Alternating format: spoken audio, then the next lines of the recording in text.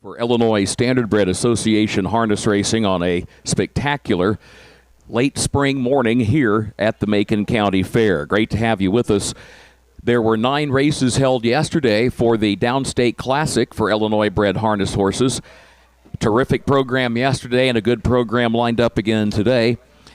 A reminder that the Illinois Standardbred Association is restricted to Illinois conceived and foaled horses, and this is one of 28 stops on the year for the ISA. The Illinois Standardbred Association is in its second season.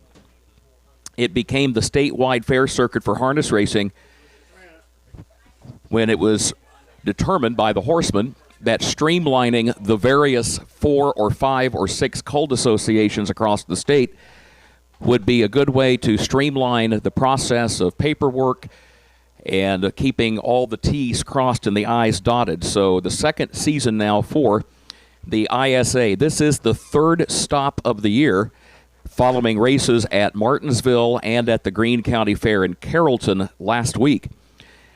And stop number 4 comes up later today at the Macoupin County Fair in Carlinville, where they go racing at 5 p.m. today. And that is why we have a special 10:30 post time here this morning, because there will be horsemen and racing officials who have commitments both here in Macon County and about 85 miles away in Macoupin County over in western Illinois. And that is the reason for the post time, which is earlier than what we normally might see. Now, to be clear, the horses you're watching here today, this will be their only time to race today. So we always like to clarify so there are no misunderstandings about the treatment of the harness horses. These horses you're seeing today, it'll be one and done. They'll race today, and then they're done for the day. It'll be a whole different set of horses at the Macoupin County Fair, but there will be some trainers and drivers who have horses racing at each location. We'll be playing Pick a Winner in the grandstand again today. Our own Evan Hall, our fair president and speed superintendent, joins us down trackside. And Evan, good to welcome you back. You and the gang put on a great show yesterday, and I think we're going to have another good show today.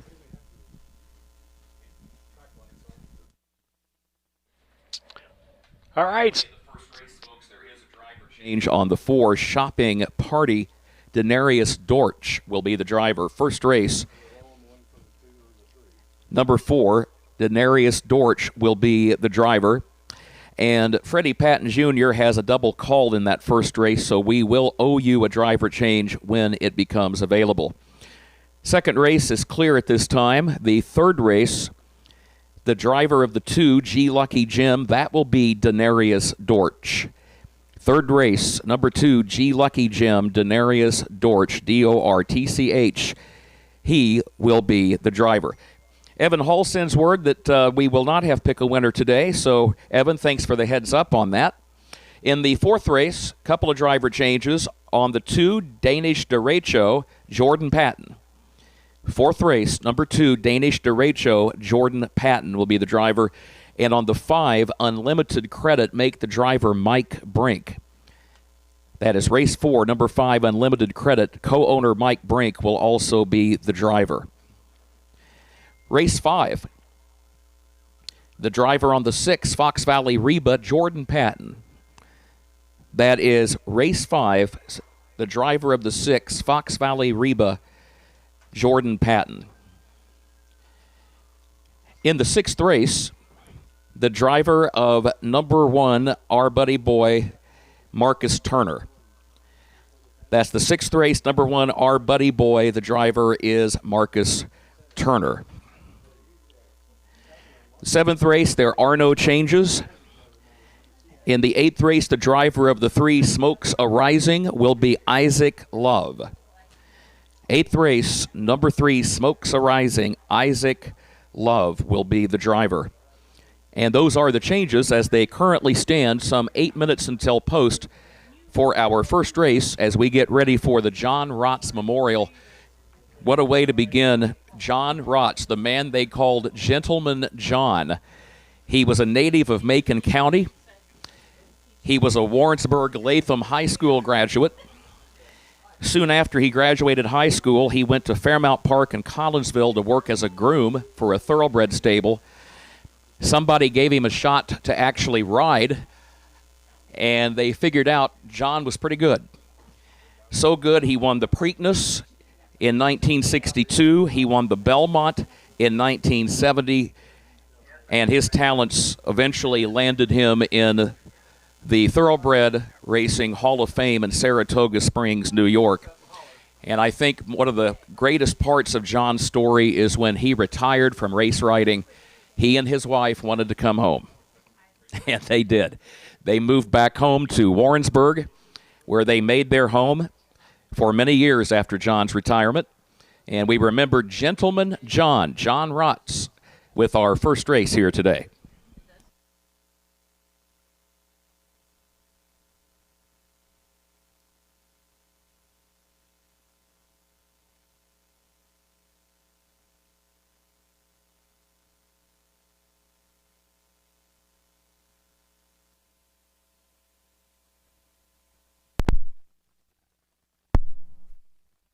Steve Surratt and David Brink coming to you from Decatur, Illinois today, where we've got 8 races in store for you. Post time will be at about 6 minutes. David, we get done here probably around 1 o'clock, with 12:30, 1 o'clock. We're hoping closer to the 12:30. And then we hop in the car, we grab a bite to eat on the way out of town, and head toward Carlinville and the Macoupin County Fair. Post time tonight for that will be 5:30. Is it 5 or 5:30? 5. 5 You're o'clock, right. yeah. 5 o'clock. Sorry. But yeah, well, hopefully we could maybe. The problem with 5:30 over there is we have no lights, do we? Or we don't have adequate lights. But we're glad you could be with us today. It's a beautiful day to race horses. We woke up at our Airbnb, drank some coffee, and we're here bright and early to bring you 8 races today, and then 11 races tonight from Carlinville. So we appreciate you tuning in, and throw it back to Kurt. Maybe what's he talking about? Yeah. No. Denarius Dortch is the driver of the 4 Shopping Party. Once again, ladies and gentlemen, good morning and welcome to Illinois Standardbred Association Harness Racing, 170th Macon County Fair. Great to have you with us. At this time, we ask that you would please rise as you are able for our national anthem.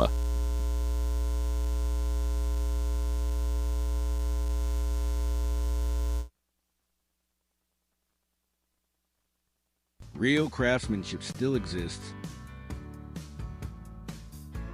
at Yoder's Custom Woodworking and Amish Furniture. From custom kitchens and built-ins to handcrafted furniture, outdoor poly, and more.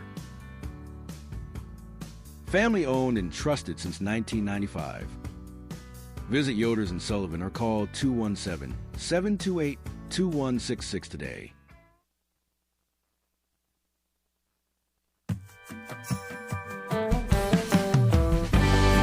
Avenatti Racing, a third-generation, family-run stable with a legacy of excellence. Centrally located between Illinois, Indiana, and Kentucky racing programs, Avenatti Racing specializes in buying yearlings, breaking, training, and racing top-performing standardbreds. Call 217-840-6469 or email AvenettiRacing@gmail.com today. Avenatti Racing, from yearling to racetrack, we build contenders.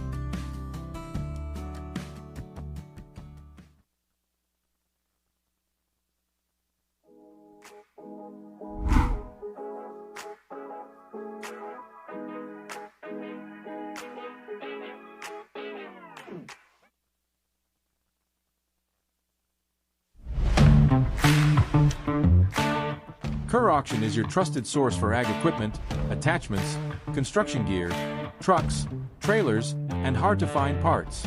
With live and online auctions at kerrauction.com, you can bid from anywhere, field, job site, or front porch. From big equipment to small parts. If you need it, Kerr Auction has it. Don't miss your next deal. Check out kerrauction.com today. Kerr Auction, built for the working world. Why pay more for the same groceries? Your favorite brands at prices you'll love. Right here in Mattoon.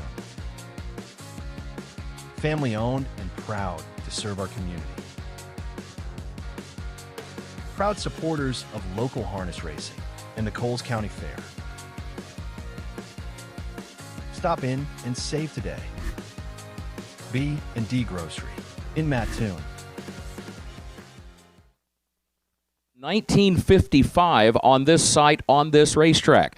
You locals might remember, especially you seasoned race fans, that it was in the fall of '54 that there was a fundraising campaign to raise $125,000 to build some structures on this property. This was a cornfield. They harvested the last corn crop in the fall of '54. Workers came out. They removed the corn stalks. They began the conversion of the property. They built this half-mile track, and we went racing here the first week of August 1955 for the first time, and this has been the home of Macon County Fair and Macon County Fair harness racing ever since. Great to have you with us. First race is coming up. As Evan Hall passed along, no pick a winner, but there are great races lined up for you today. And if you have friends and family who wanted to be here today but ended up telling you something came up, I can't be there in person to watch the races, they can join us online. Our friends at harnesstube.com. HarnessTube, they will provide the live stream once again today. Our thanks to co-anchors Steve Surratt and David Brink, and their camera technician, as always, Lisa Surratt, who's positioned right down front, giving us a wave right in front of the grandstand near the start-finish line. You can also visit HarnessTube on their Facebook page. Just go to facebook.com or youtube.com and enter HarnessTube in the search field. Race 1 coming up in just a moment.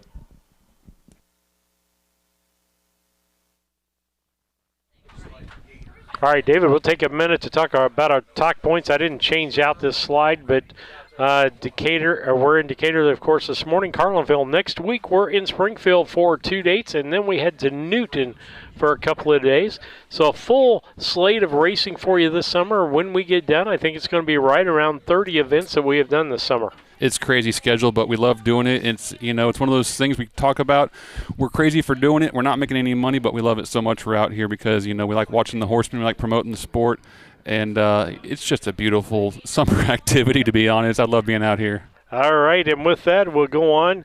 Again, we thank our donors and our sponsors and our commercial people. We cannot do this without your help. It doesn't allow us to pay for the expenses that are in there. That's the call to the post by Kurt, and we'll go back to the track announcer at this time.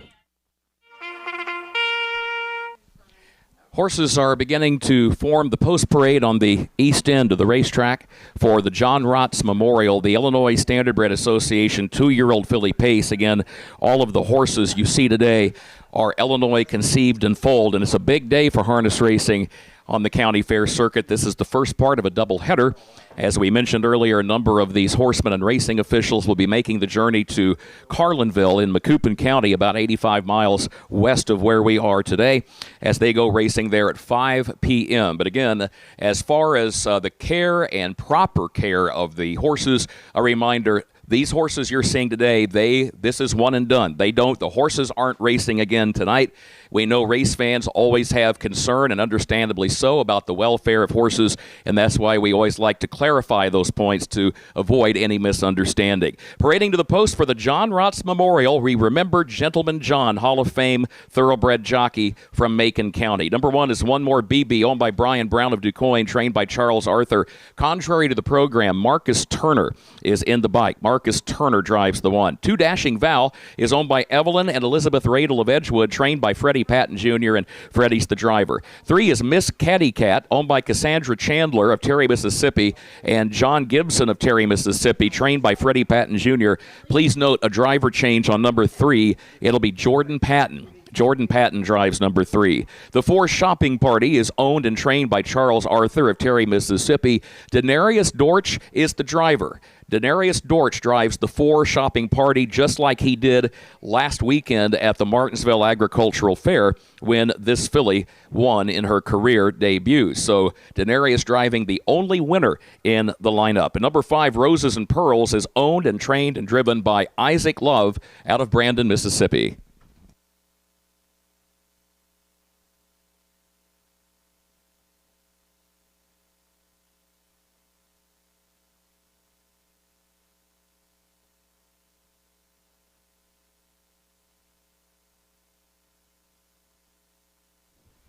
What is this? David, as we come back in, I'll wait for Kurt to talk again. All 3 of us picking the 4-horse to win this race. Shopping Party, Denarius Dortch, trained by Charles Arthur. This early in this season, when not a lot to go off of, I think we all looked at that first win and being the only start out, saying, "Hey, we gotta go with the only winner in the field, right?" Yeah, and Lisa picked the one horse for second. We picked it to be in the third place. One more BB, the Marcus Turner driven horse. Charles Arthur, again, the owner on that horse. Again, not much to go by. You and I went with the 5, Roses and Pearls, Isaac Love's horse, in the second place. And Lisa went with the 3 horse, Miles Catacan. And so that's where we're at. They're behind the car, and we're getting ready to go. We'll go back to Kurt. Our starter is Stacy DeRoos of Charleston. His son Aaron drives the starting gate. They're over on the west end of the track with 5 2-year-old pacing fillies lined up and ready to go here in the first of our 8 races. Great to have you with us for the 170th Macon County Fair. Here they come.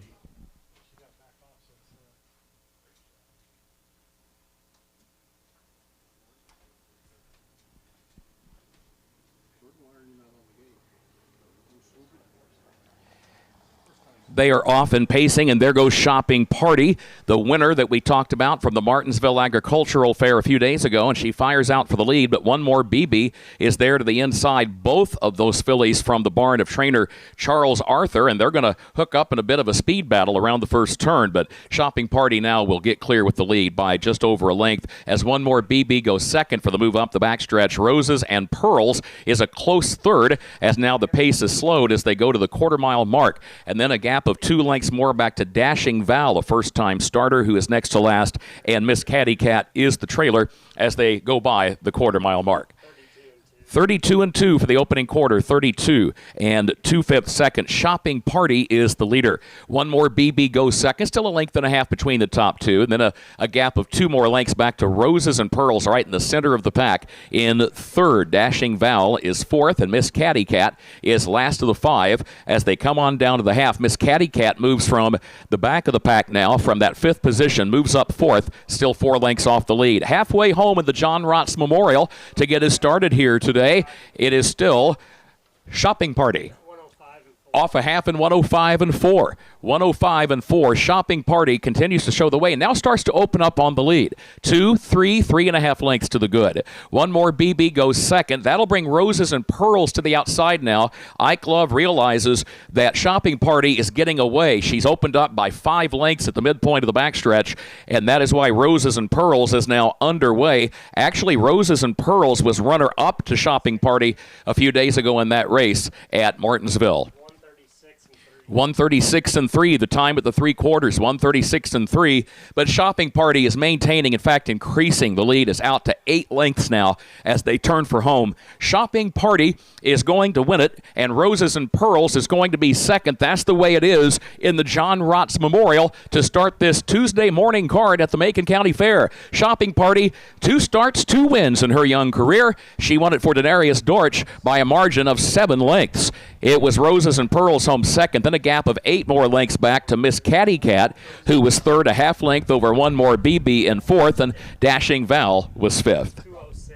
2:06 flat, the time for the mile, 2:06 flat, and that will be a new lifetime record for Shopping Party by better than 3 full seconds. We'll meet the winner in just a moment. Horseman, you may come to the track with race 2.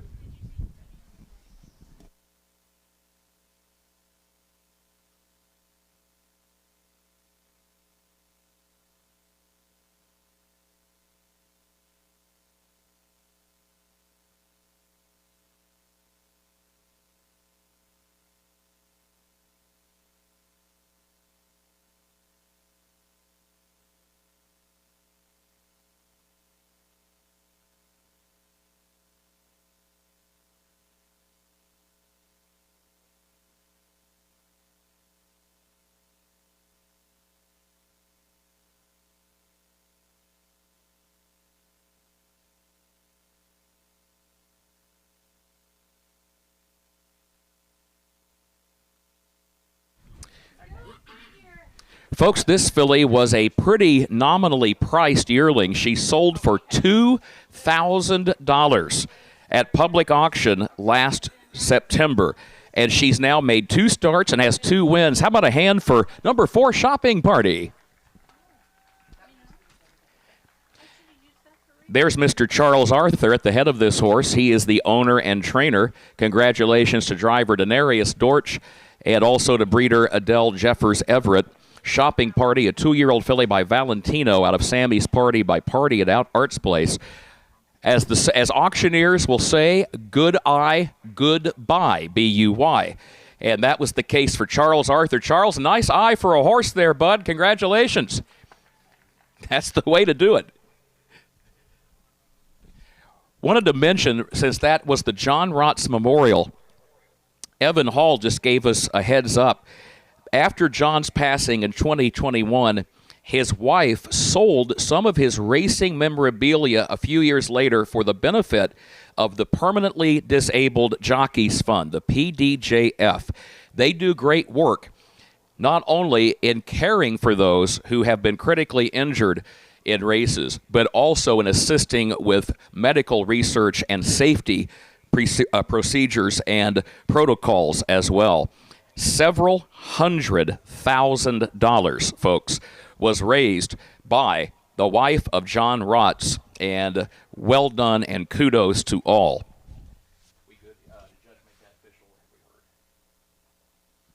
We'll pass along the full field rundown in just a moment. 2:06 was the time for the mile. Yes, sir. You're good? Yes, sir. Thank you, buddy. Here's the full field rundown for that first race. One More BB finished 4th.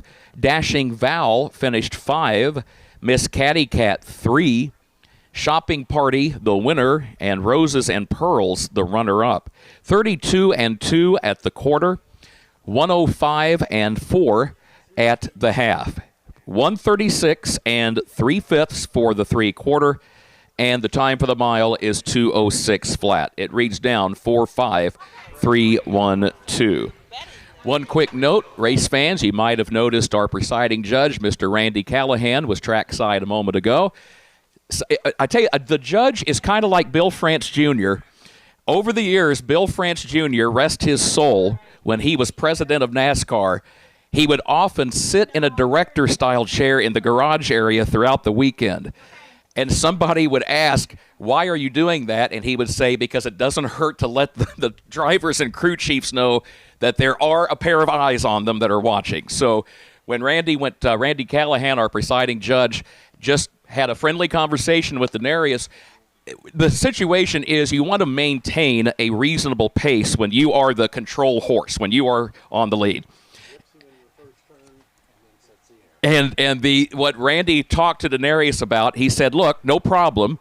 Nothing rose to the level of a disqualification, but he said, just a reminder, when you hustle your horse away from the gate, and then once you make the top on the backstretch, you hit the brake pedal. And in this case, the opening quarter in 32-2, but most of the pace was in that first eighth of a mile. It was just a matter of, Randy said, look, just a reminder, maintain a consistent pace once you are at the front of the field and you are the lead horse, because what can happen is sometimes if the leader gets to the front and if they hit the brake pedal too hard, all of a sudden the field will start to jam up behind them. This one did not rise to that level, but Mr. Callahan is simply doing like Bill France Jr. used to do, and he just kind of sends a reminder, I am watching. Race 2 is on the way. The second race today has no changes, and this will be the Bill Hanna Memorial, the 2-year-old colt and gelding pace.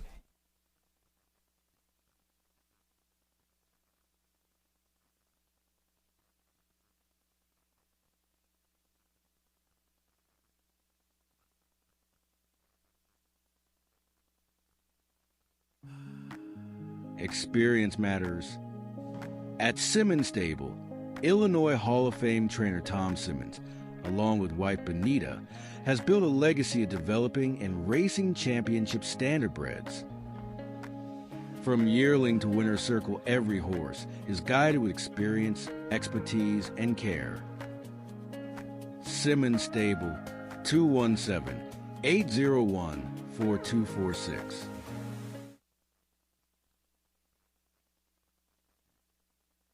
Looking to move your mobile home? Need a roll-off dumpster at a competitive rate? Or maybe it's time to demo that old mobile home? Pine Ridge Mobile Home Transport has you covered. We serve Central Illinois with reliable mobile home transport, offer affordable roll-off dumpsters for the Springfield area, and provide expert demolition services across Illinois and Missouri. For fast, friendly service, call Wayne Decker at 217-313-9744. That's 217-313-9744. Or find Pine Ridge Mobile Home Transport on Facebook, your one-stop solution for mobile home services.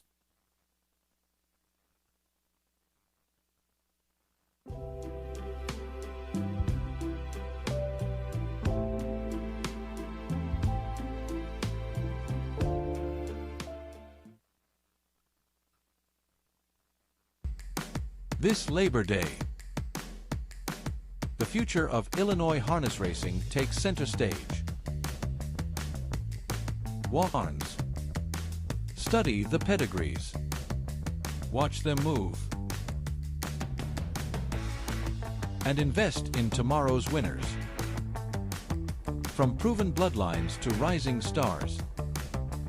Illini Classic Yearling Sale, where champions are found.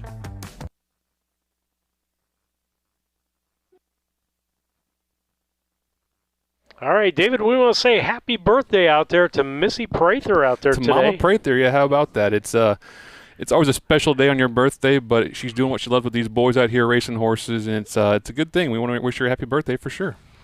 All right, with that, we'll go back to the talk points here for a minute. We'll throw Kurt up so when he comes in that we know he's in there. Let's see, we'd already talked about the donors. Let's talk about the new website. I'm excited about that. Lots of information. Driver stats for the belt, for the driving belt. Yes. And it's all the races that are on Harness Tube that we cover. We're doing a point system for those because it's specifically those races. It'd be like the Fox Network, okay? We'll call it the Harness Tube Circuit, yeah, right? or the Harness Tube Circuit. Series or something, I don't know. Yeah. But you can check the point standings out there. I think Wayne Evanetti's still in the lead out there. Yeah, and I think Matt jumped to second after Carrollton's big night. Jordan might. I can just look at the website if I pull it up. But yeah, it's all on the website. Check it out because it's all right there for you. The website's kind of a one-stop shop now. You should be able to see where we're going to be upcoming as far as broadcasts, and the results are quick to find, and programs and all that good stuff. Yeah, great things out there, so stop and take a look at that. Also, our thanks, like, by the way, to Dunn Company, our Facebook or the paving and YouTube asphalt account. service. They have been kind enough for our harness races to loan us the use of their water truck. Our track superintendent is Nick Hanna. Bill was his grandfather, so we remember Nick's grandpa here in this second race today. And thanks also to our pole superintendent, Kevin Bird. He is always willing to pitch in and help. I think he played a pretty key role last year in helping get the racetrack ready when we had all the rains day after day. And a reminder, speaking of Kevin and the polls, Saturday, truck and tractor pole action at 7 p.m. That ought to be a great show. Some of us are partial to the so-called ground pounders, the modified tractors with those amazing race-style engines. So that ought to be a fun show on Saturday night.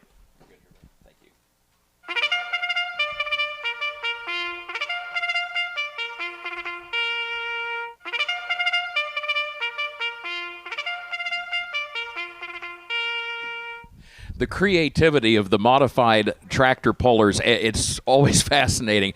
I bet some of you can remember when you were a kid growing up and you would see pullers that would show up with things like a Whitney Pratt helicopter engine or a Rolls-Royce airplane engine. Those things were amazing. The turbines, you bet. Those types of power plants, my understanding is that you probably weren't going to beat them. They were incredibly powerful, but I think the drawback from what some pullers have told me over the years, they could be fragile. They could be a little fragile, and they were great as long as they held together. So Saturday night for the polls, that's a great Macon County Fair tradition. It's time for our second harness race of the day. Illinois Standardbred Association 2-year-old Colton Gelding Pace for a purse of just over $2,900, the Bill Hanna Memorial. No changes. Let's meet the starters. Number 1 is Fred Red Summer owned by Tegan Sage Racing of Jeff, of Tom T. Tetrick, owned also by Tyler Tetrick of Jeff, trained by Clark Fairley, and Clark, who comes to us out of Lerna, Illinois, is the driver. Number 2 is Don Ray, owned, trained, and driven by Charles Arthur of Terry, Mississippi. Number 3, Fox Valley Lit, owned by Wyatt Avenatti of Chrisman, Kevin Neatfeld of Piatone, Dave Schrock of Humboldt, and Paula Zitrich of Dunlap, Illinois, trained by Dave Avenatti. The driver is Wyatt Avenatti. 4 is Roll D Dice, owned by Ron and D. Phillips of Athens, Jamaica Patton of Rochester, Dietrich Kelly out of Canton, Mississippi, trained by Jamaica Patton. Mike Cox will be the driver. And number 5 is Skunkalicious, racing for Jill Brown of Charleston, Olivia Thaley of Charleston. The trainer is Jill Brown, and the driver is Jordan Patton. Headed to the gate for race number 2. It's been great to have folks from the Decatur Camera Club who have joined us for racing. We saw several members out taking photos at the Downstate Classic races yesterday, and you can find their work in one of 2 locations. They will be posting some of their pictures on the Macon County Fairgrounds Facebook page, and the Decatur Camera Club has its own Facebook page as well. Speaking of which, Patsy Fryman is the trackside winner circle photographer. Patsy, thank you. Good to have you with us.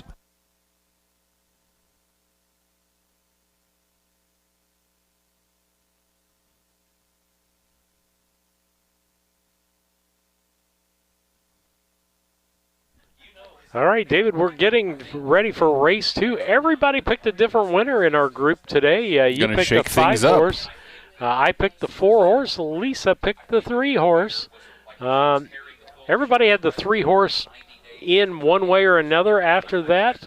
The 4-horse you and I picked first. You picked third. The 1-horse, Lisa and I picked. I picked it second. She picked it first. And then the 5 is the oddball. Well, the oddball is the 2. That's what happened last race. Is the 3 Jordan Patton snuck up there and hit the trifecta, or hit the everyone in the lineup of race 2 today is so I think the 2's looking for his first career victory. And in fact, you've got a couple of first-time starters. Number 1, Fred Red Summer, and number 4, Roll D Dice, both making their first career starts. Fun time of year when that new crop of 2-year-olds comes to the racetrack in the spring and early summer. And if we've talked about this already on the fair circuit this spring, the fact that the goal more than winning, sure, you always want to win. That's always the ultimate goal. But for these 2-year-olds, really it's just racing experience, seeing the starting gate for the first time, seeing the sights of the fair, seeing folks in the grandstand. If you're a young horse, it's one thing to go training trips on a farm track or even at a county fairgrounds where the fair is not currently taking place, but you put them on the racetrack for the first time in their career, and they see race fans, they see like the so-called sail banners on the concession stands flapping in the breeze right along the home stretch. They will hear people cheer and applaud. It's all new. Getting used to what is the racing environment like. We mentioned the fact that this is the Bill Hanna Memorial. Bill trained here at the Macon County Fairgrounds for a number of years. As we mentioned, his grandson Nick is our track superintendent. Bill Hanna was particularly well known for developing early speed. When it came to this time of the year, he would come out absolutely ready to do battle.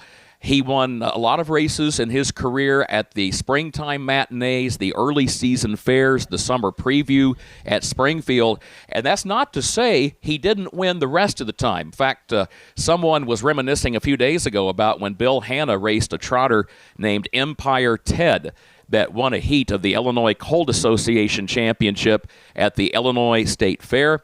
He raced French Streak, a multiple stakes-winning 2-year-old trotter of the late 1980s. Ashford, who was a very nice county fair trotter. So we remember Bill Hanna, a horseman who had exceptional ability, especially in knowing how to take one of these 2-year-olds and teach them the process very early and get them ready to see that starting gate for the first time. True horseman, Bill Hanna. Here they come, race 2.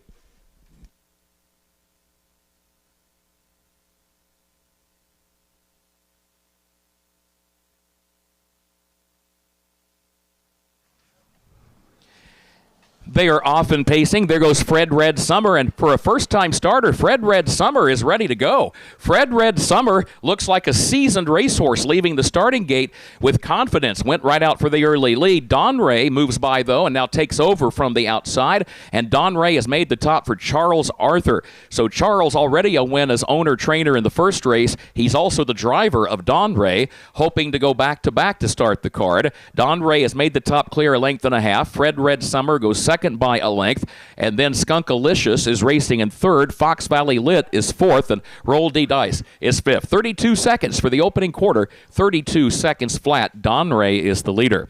Don Ray leads it by 2 lengths as they swing down the west side of the course. Fred Red Summer travels along in good position, second by just a length. Skunkalicious goes third by 2.5 lengths, back to Fox Valley Lit in the fourth position. And now here comes Fox Valley Lit taking to the outside. Then a gap of 2 more lengths back to Roll D Dice, a first-time starter, who is last, but right there with the rest of the field, just over 3 lengths off the lead, just past the half-mile mark.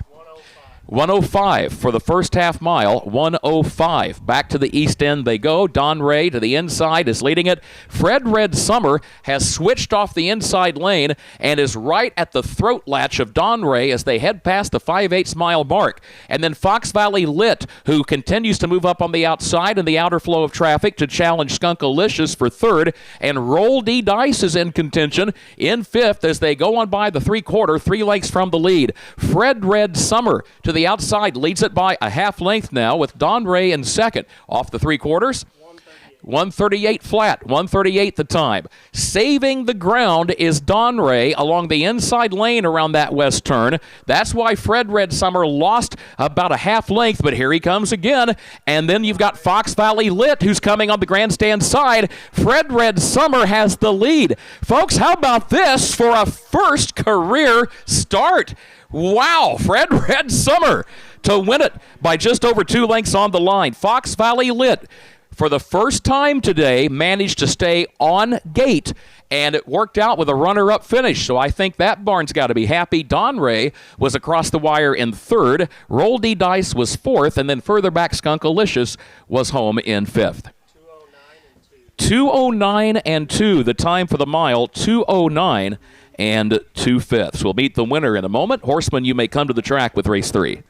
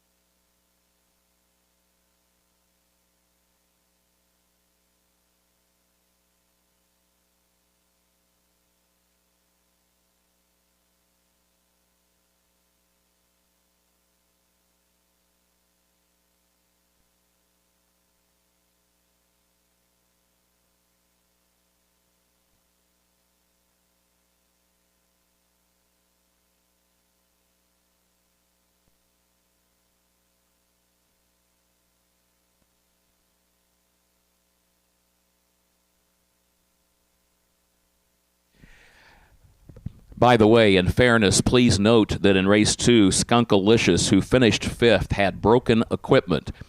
Broken equipment for the 5 Skunkalicious, and the equipment break came on the final turn of the race, so that equipment break will be noted in the past performance lines going forward. Broken equipment for Skunkalicious. Fred Red Summer is by a sire named Summerside, as you can tell by the program. That is a son of Well Said that is owned by T. Tetrick, who is the co-owner of this winning 2-year-old. Pretty good racehorse, Summerside. He won $430,000. This is his first crop, and this is one of only 9 foals from that first crop for the sire. And T has now moved Summerside to Indiana. He has stood the last couple of seasons over in the Hoosier State. Folks, you got to respect a young horse who comes home a winner in his first career start. How about a hand for Fred Red Summer? Tom T. Tetrick races under the name of Tegan Sage Racing as a tribute in memory of his daughter. And T's son, Tyler Tetrick of Jeff, is the co-owner, and this is a homebred. So the Tetrick family bred and raised this 2-year-old. Clark Fairley, longtime friend of the Tetrick family, is the winning trainer driver, 209 and 2. T. Tetrick couldn't be here himself today, but I know Clark gave him a call before the race to let him know everything was fine, and Clark gets to make a very happy phone call to T, who very well might have been watching that race on Harness Tube. Judge, are we official? Yes, thank you, sir. Here's the full field rundown for race 2 for the Bill Hanna Memorial. Fred Red Summer was the winner. Don Ray was third. Fox Valley Lit, the runner-up. Roll D Dice finished 4. Skunkalicious 5. The quarter in 32 flat. The half in 105. 3/4 in 138. And the time for the mile, 209 and 2. It reads down 132.45. Third race is on the way. A reminder about the driver change. On number 2, G Lucky Jim, Denarius Dortch will be the driver. Number 2, G Lucky Jim, Denarius Dortch will drive. Long before the crowds arrive, the work is already underway. Track after track. Kevin Miller Stable campaigns winning standardbreds across the Midwest.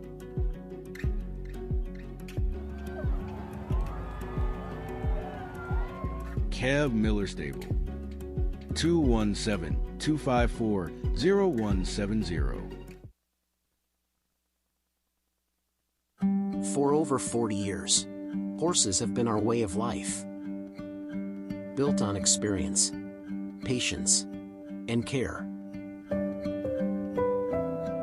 From sale preparation to rehabilitation, we are committed to helping horses reach their potential. Brenneman Equine, a tradition of horsemanship. Call Lamar or Ronnie today.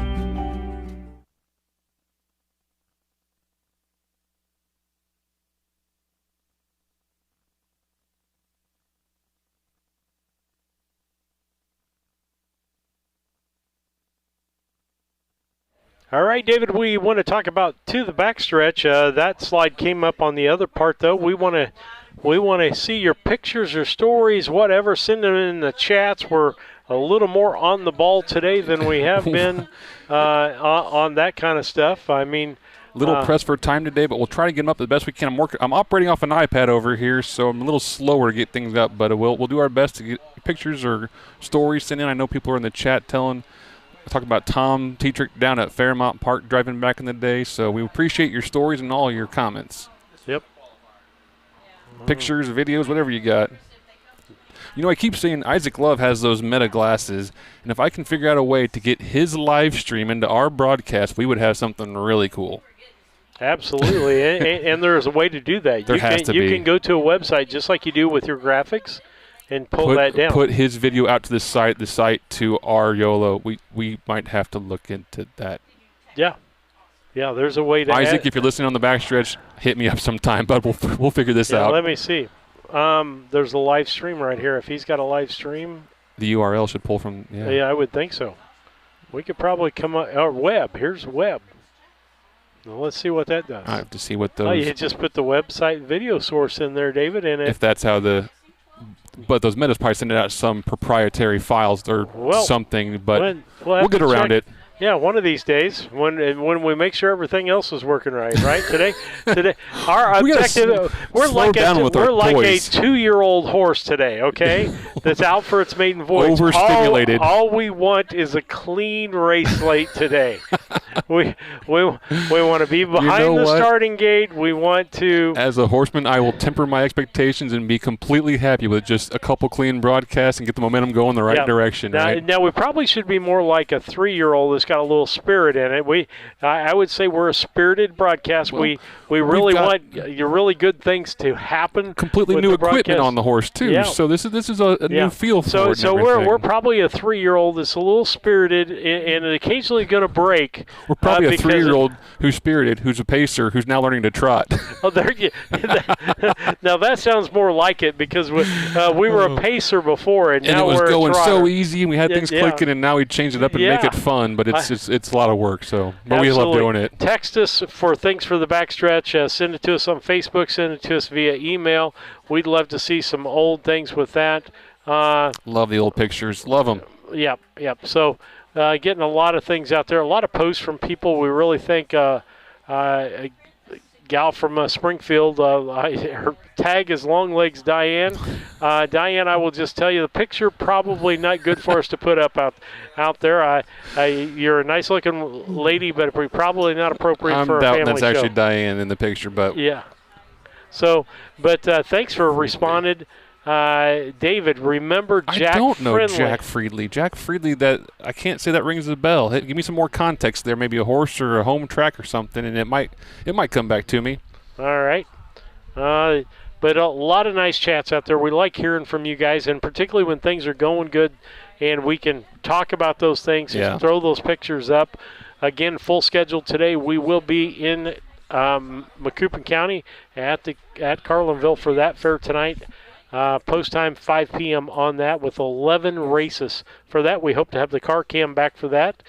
We came up with a remedy last night, but we weren't for sure the remedy was for sure. And with 8 races here today and having to get going, we decided not to do the car cam. Didn't want to fight something today when we could have a chance just get a clean broadcast out, get all the things doing the way they're supposed to operate. Didn't want to overcome my laptop issues, so we decided we'd put that off for tonight, see if we can get working over there. We had multiples last night. We had Lisa's camera that we had to change the HDMI spot on. Yep. We had the car cam that had a lot of dead spots on this track because of the building here and how things are set up.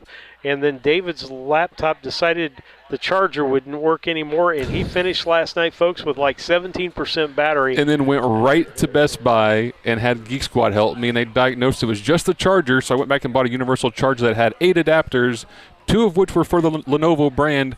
None of them fit. Yep. So here we are on a laptop today doing our best. Yep, absolutely. So that's going on out there. So good morning from Rushville.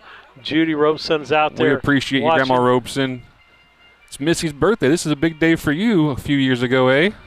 David, Diane says he trained for Lee Price stable in Springfield, drove to Fairmont, owned his own horses as well. We'll be back. Underbred Association race for 2-year-old trotting fillies. The Jack Whiteside Memorial. Of course, Jack was on the fair board here in Macon County. He was the speed superintendent for several years. He was one of the people that was instrumental in helping form the Illinois Standardbred Owners and Breeders Association Stallion Stakes. That was an incredible series of races for Illinois-bred 2-year-olds held annually here at the Macon County Fair. The first year was 1972. And, of course, Jack was also an owner, breeder, trainer, and driver of harness horses. Always great to see the family traditions. And if you grow up in a harness racing family, you just always like to be involved in the sport any way that you can. And we say that because it's great to have Jack's daughter in the judges stand here in the infield today. Bridget Whiteside McIntyre, who's a member of the Macon County Fair Board of Directors and is assisting here in the judges stand. So Bridget, to you and the whole family, always great to have a chance to come and see the Whiteside gang at the Macon County Fair. One of my favorites as a kid was Super Moon. And Super Moon, you remember that filly? Yeah, Bridget's nodding her head. Mr. Magoo filly. Always loved watching her race. And Bridget and I were talking a moment ago. Her dad raced a trotting filly in the late 60s that won a heat of the Illinois State Fair Colt Stakes. And it seems like somewhere along the line, someone showed me a photo of that particular filly. Jerry Foster was standing at the head of that horse, and I think the picture was taken at the Paint a Tri-County Fair. Yes, and Bridget said that's correct. Well, here's the field for the Jack Whiteside Memorial, the 2-year-old filly trot for a purse of just under $2,700. Number 1 is Zaza, owned, trained, and driven by Charles Arthur of Terry, Mississippi. 2 is G Lucky Jim, owned by Jerry Gingrich of Tuscola. Marvin Chandler of Terry, Mississippi, trained by Charles Arthur. Contrary to the program, the driver is Denarius Dortch. Number 3 is Zion's Shelby Girl, owned by Perry Tillman Jr. of Bolton, Mississippi. The trainer and driver, Ike Love. Number 4, Zion's Miles Creation, owned by Cassandra Chandler of Terry, Mississippi. Mr. John Derek Gibson of Terry, Mississippi, trained by Freddie Patton Jr., Jordan Patton, and the bike. 5 is Samantha Lou, owned by Ron Phillips and Jamaica Patton and Monty Thompson of Athens, Rochester, and London Mills, Illinois, respectively, trained by Jamaica Patton, Mike Cox, the driver. And number 6, our Irish Roads, is owned by Linda James of Lehigh Acres, Florida, David James of O'Fallon, Missouri, owned also by Curtis Harrell of Casey, Illinois, and Jill Brown, the trainer of Charleston, also owns an interest in this filly with Chris Brown, Jill's husband, in the race bike. Getting ready to go, you've got a couple of former winners in the lineup. Number 2, G Lucky Jim, was a winner at the Martinsville Agricultural Fair.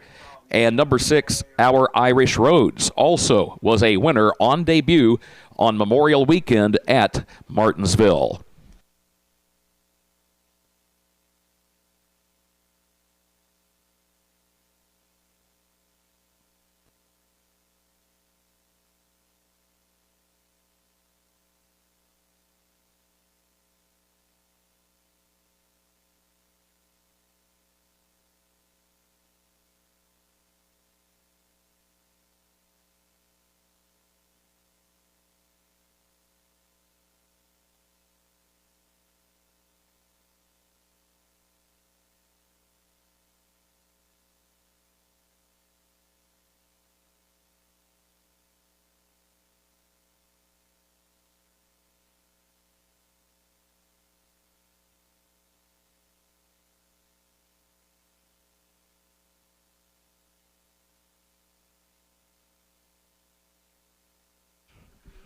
May have noticed a moment ago Charles Arthur came by the grandstand with number 1, Zaza, and that trotter, that 2-year-old, was pretty keyed up and full of energy, and that is why the starter, Stacy DeRoos, took the starting gate, and when Charles got over to the backstretch, gently positioned the starting gate just in front of Zaza, almost to act as a control car of sorts to try to get Zaza to relax. And again, you're talking about a 2-year-old and a 2-year-old trotter who, although Zaza does have a start under her belt with a runner-up finish in Mayfield, Kentucky, just a few days ago, sometimes these horses can be pretty high-strung, and especially a 2-year-old trotter and a 2-year-old trotting filly at that. So again, it's all part of the learning process, and now this filly has relaxed, it so appears. Starting gate is getting into position, and Zaza is moving into position along the inside lane from that number 1 starting spot. And it's almost like she has told Charles Arthur, I needed a moment, thank you, and now I'm ready. So they are approaching the gate, ready to go here in race 2.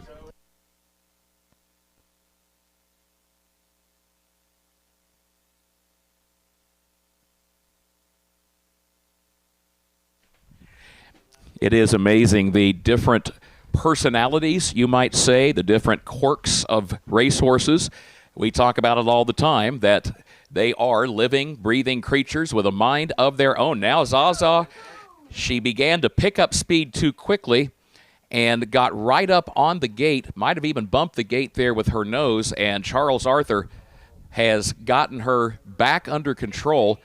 Charles is doing a good job. It's a challenge, but he's got her now ready for the start. Here they come, race 3. Zaza is ready to go. So is everybody else. They're off and trotting in race 3, the Jack Whiteside Memorial. Maybe the only problem was Zaza was tired of waiting. She was saying, come on, let's go. Because Zaza has boiled right out of there for the early lead by 3.5 lengths as G Lucky Jim comes away in the second position as they move on to the backstretch. Zion Miles Creation is moving fast. There goes Zion's Miles Creation moving up on the outside to take the lead right at the quarter-mile mark, and leads it now by a length and a half clear of Zaza in the second position. G Lucky Jim is third, and Zion Shelby Girl is fourth. 33 flat for the opening quarter, 33 flat. Now, Our Irish Roads got away at the back of the pack, started to make a move from fifth, put in a couple of awkward steps, so Chris Brown, he says, easy girl, and he has to gather her back up as they come on down to the half. Further back, Samantha Lou is the distant trailer. Back up front as they come to the half, Zion's Miles Creation is the leader. Here comes G Lucky Jim moving up into the second position, a length and a half, followed by Zion Shelby Girl third. Now Our Irish Roads is beginning to make some progress as they come past the half-mile mark. 107 and 2 for the first half mile, 107 and 2. The battle for the lead is a good one. It's side by side. Zion's Miles Creation to the inside, G Lucky Jim on the outside. They're matching strides past the 5/8 mile mark. Our Irish Roads continues to move into contention. Third on the outside, a length and a half off the front pair. And then Zion Shelby Girl is fourth. A gap of 20 more lengths back to Samantha Lou in fifth. And Zaza is now the trailer. Past the three-quarter, G Lucky Jim is your new leader, but is chased by Our Irish Roads. 140 and 2/5 at the three-quarters, 140 and 2. Zion's Miles Creation just broke stride while racing third, drops back to fourth, and that means Zion Shelby Girl moves by to third. But turning for home, here comes Our Irish Roads to make a final try at G Lucky Jim. They both were winners on Memorial Weekend in their first career starts, and G Lucky Jim is going to keep her record intact. G Lucky Jim opens up in the final 16th, and she won it by 3.5 lengths for Denarius Dortch. It was Our Irish Roads who did make up a lot of ground to come from the back of the pack just to be in contention. A good effort there in second. Zion Shelby Girl was across the wire in the third position. Further back, Samantha Lou was fourth, Zion's Miles Creation fifth, and Zaza was sixth. 2:11 and 2, the time for the mile. Thank you, Pete Skeffington. 2:11 and 2/5 of a second. We'll meet the winner in just a moment. Looking ahead, horsemen, you may come to the track with race 4.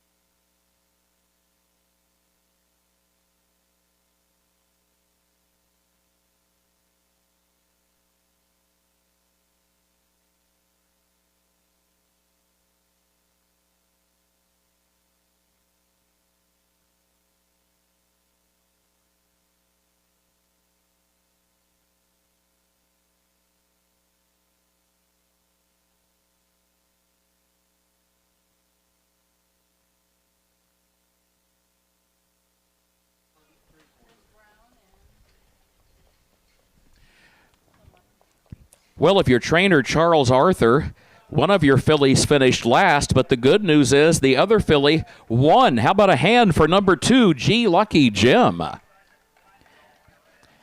There's the Jack Whiteside Memorial Blanket, our speed superintendent and fair board president Evan Hall offering his congratulations to driver Denarius Dortch. So that is 2 wins already for trainer Charles Arthur and 2 wins already today for Denarius Dortch. Here comes Bridget Whiteside McIntyre trackside. We appreciate our track conditioning crew. They not only do a great job with the racetrack, but they are always very alert to horses and pedestrians, especially here in the home stretch during these winter circle ceremonies. To all of the members of the Whiteside family within earshot, thank you, one and all, as we remember Jack Whiteside here today. 2:11 and 2 for G Lucky Jim, as Charles Arthur and Denarius Dortch have teamed up to win 2 of the first 3 races.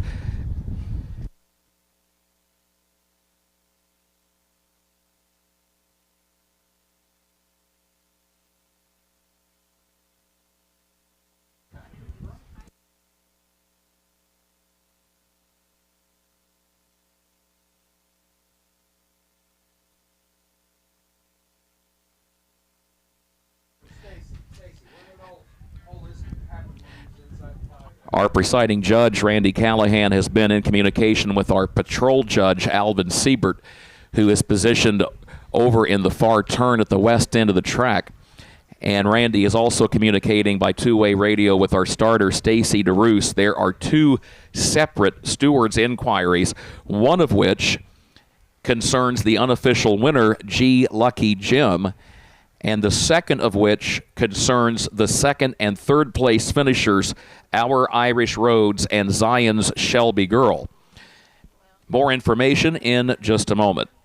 Everything still unofficial.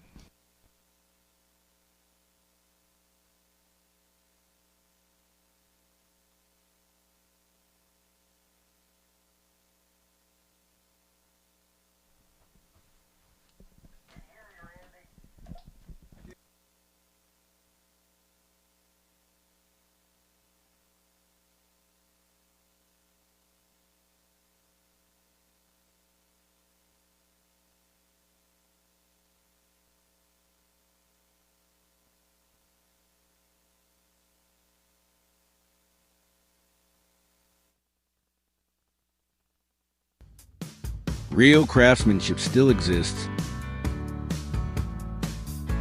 at Yoder's Custom Woodworking and Amish Furniture. From custom kitchens and built-ins to handcrafted furniture, outdoor poly, and more. Family owned and trusted since 1995. Visit Yoder's in Sullivan or call 217-728-2166 today.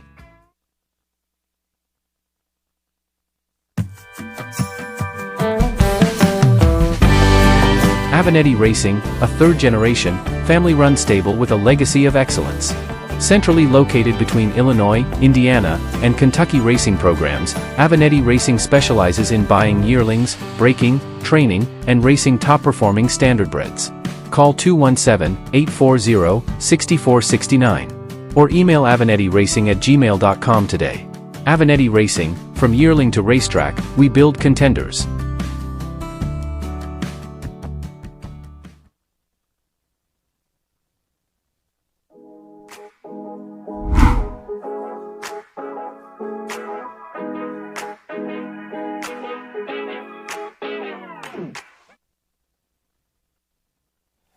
Jordan Patton drives the 2, and on the 5, unlimited credit, that'll be Mike Brink.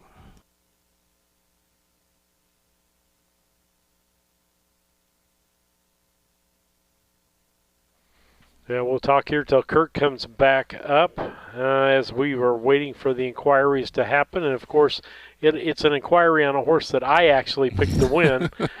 So, you know, let's just well, my pick decided to throw a fit today, so I didn't do me any good. Hey, well, that's all right in my opinion. I know, I hear you. I'm so far You're behind in the lead, you in the points that I don't need to. You're leading today 155 to my 135. Lisa's back there with 92, looks well, like. I don't care. Both of you are behind me. That's all that makes any difference. As long as I'm not getting beat by a 12-year-old today. Yeah, so the congratulations out there for all of us will be me being ahead at the end of the day. We'll see. Yeah. Does that count Carlinville too, or just this one? Just this or whenever you. Well, I want to be ahead every time because I'm so sick of being behind all you guys. That, you know, Lady Lux, and so I'm gonna start picking. I said last night I'm gonna. Randy Callahan can call me chalk all he wants to, but I'm going to start picking chalk. I think this time of year is fun. We have no idea what we're looking at. Everything's a variable. You know, it makes it interesting, right? And I think if you could put a bunch of 2-year-olds on a track and let people bet on them, I think everybody would have a blast because you're just betting on names and breedings and trainers and drivers at that point. You have nothing to go on. Yep. Again, we'll be in Carlinville tonight for 11. Yes. 5 p.m. post time for that. We're going to pack up, get ready to go.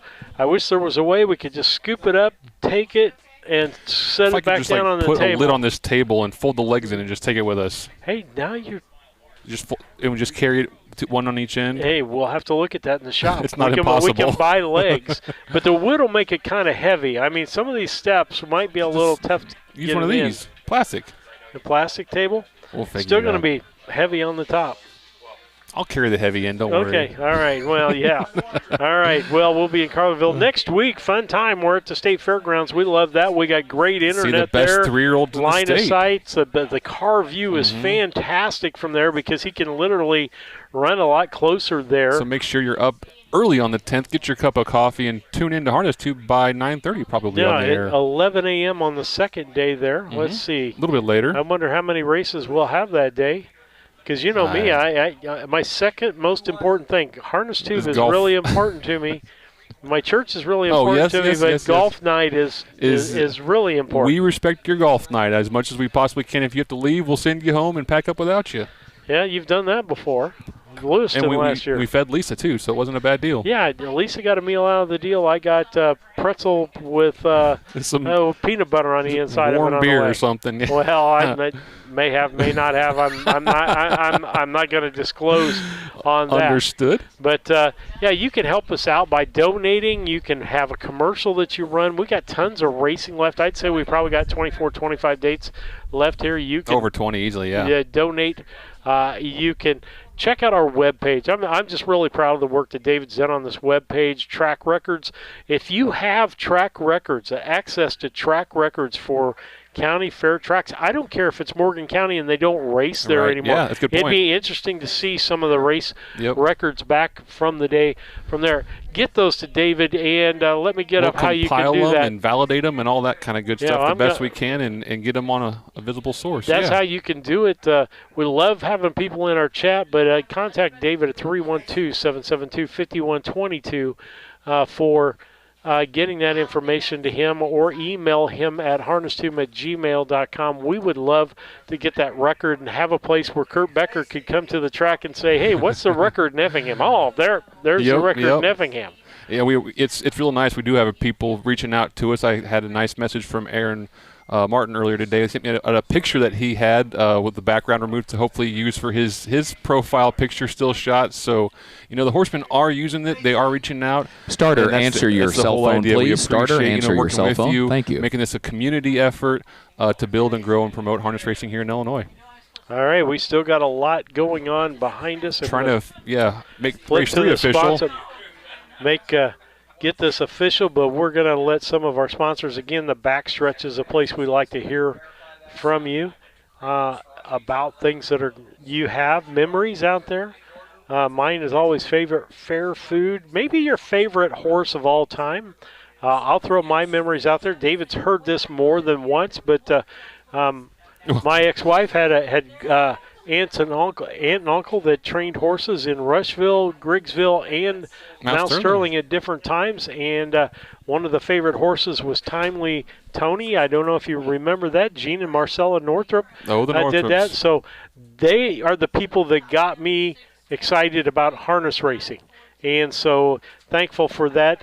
And those stories are what make this so fun, to share the stories that I don't know that you're sharing with us, the ones from my brain, the ones that Kurt shares on the microphone. The stewards have completed their inquiries into race 3, and the result will stand as is. No change in the result. The result will stand as is. Insufficient evidence to warrant placings. Here's the full field rundown, then we'll get to this post parade. Here's the full field rundown for that third race. It is now official. From the top, Zaza was 6, G Lucky Jim the winner, Zion Shelby Girl 3rd, Zion's Miles Creation 5, Samantha Lou 4. Our Irish Roads was the runner-up. 33 at the quarter, 107 and 2 at the half. 3/4, 140 and 2/5 of a second. The mile, 211 and 2/5. It reads down 613-542. Merchandiser, the sire of that winning filly, G Lucky Jim. So, post parade is on the racetrack now as we get ready to go with today's 4th race.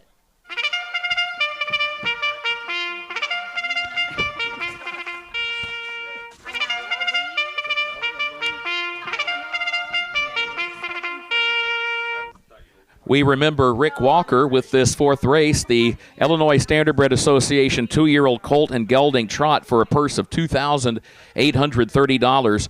Number 1 is ABC Gangster, owned by Autumn Nelson of Crispin, trained by her father, Dave Avenatti, and Autumn's brother, Wyatt Avenatti, is the driver. Number 2 is Danish Derecho, owned by Dr. Stephen Rennard of Hamilton, trained by Jill Brown. Contrary to the program, Jordan Patton is in the bike. Number 3 is Rolex Complex, making a first career start, owned by Molly Baldus of Hannah City, owned also by brothers Cole and Connor Prather of Springfield. Cole is the trainer, Connor is the driver. Number 4 is Lose Recruit, owned by Olivia Thaley of Charleston, trained by Jill Brown. The driver is Chris Brown. And number 5 is Unlimited Credit, owned by Mike Brink of Springfield, Ray Hanna of Altamont. The trainer is Ray Hanna, and the driver will be co-owner Mike Brink. Getting ready to go here in this 4th race. By the way, the brothers Prather, trainer and driver respectively, Cole and Connor Prather for the number 3 Rolex Complex. Congratulations to both of those individuals. They've got a pretty good batting average going in the Downstate Classic. Yesterday, they teamed up for a win with Mighty Engine. That was Cole's first start ever in the Downstate Classic as a trainer. It was his brother Connor's second career drive in the Downstate Classic. So far, Cole is 1 for 1, and brother Connor 2 for 2 in the Downstate Classic. Getting ready to go here in this 4th race right now.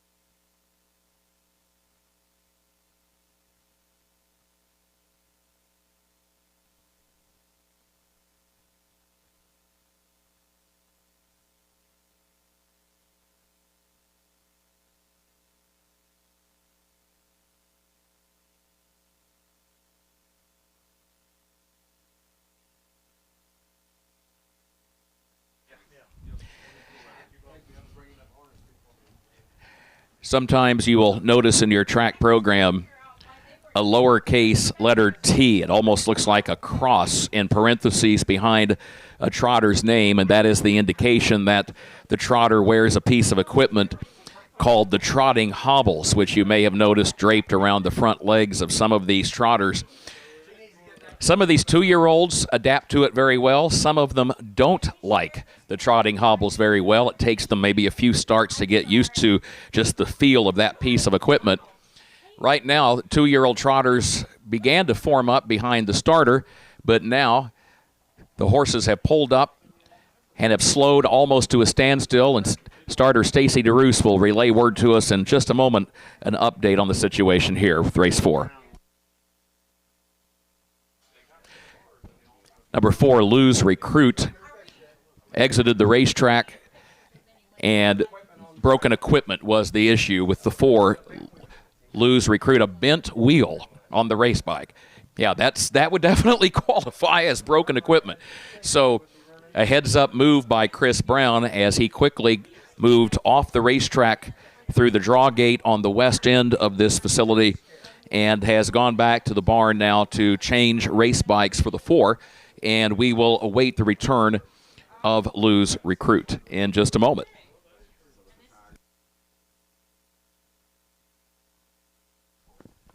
I never knew until checking social media in the last couple of years how controversial trotting hobbles are among the horsemen.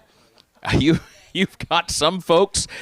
There have been some pretty intense debates about trotting hobbles.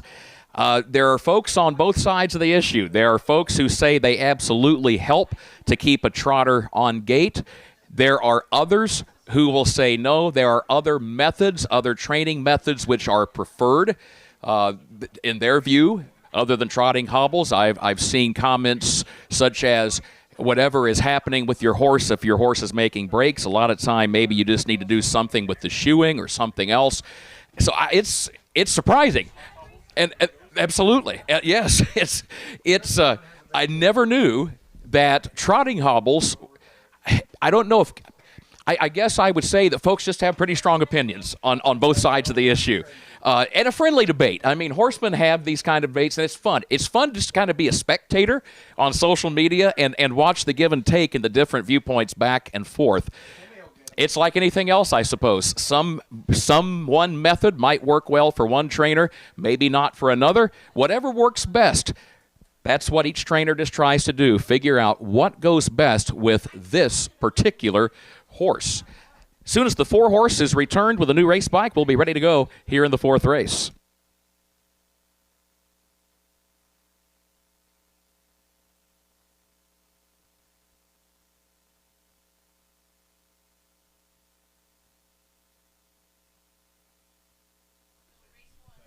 Good to see Eric Collier in the chat, and I think he's probably right. Sea-Wind Yankee, if I'm not mistaken, that was Paul and Sue Phillips' horse from down in Charleston, I believe.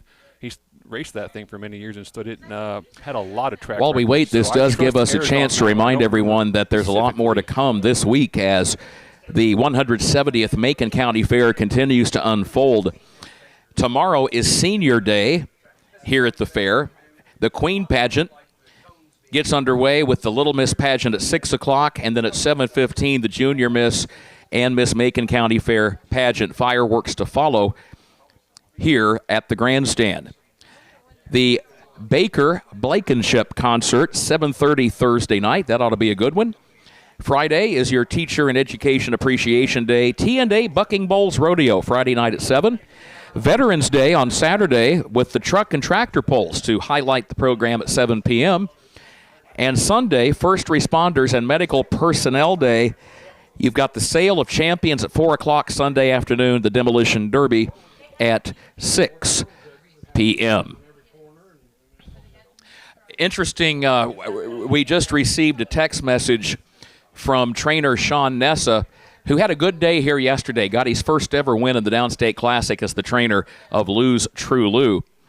And I think Sean has helped us find a middle ground on the trotting hobbles as these 2-year-olds are now at the post. Number 4 has returned. But Sean points out, he says, I believe that trotting hobbles help, but they are not a fix-all. If your horse has braking issues, if your horse routinely breaks stride, there are other things going on with your horse. I think that is a sensible, just a common sense, straight down the middle approach. They can be a help, but don't look at trotting hobbles as magic, like you put them on your horse and that's going to clear up any and all issues with breaking stride. Sean, that's a good way to look at it. He says they are mainly used to steady a racehorse. Well, here they come. Race number 4, the 2-year-old colt and gelding trot in the Rick Walker Memorial.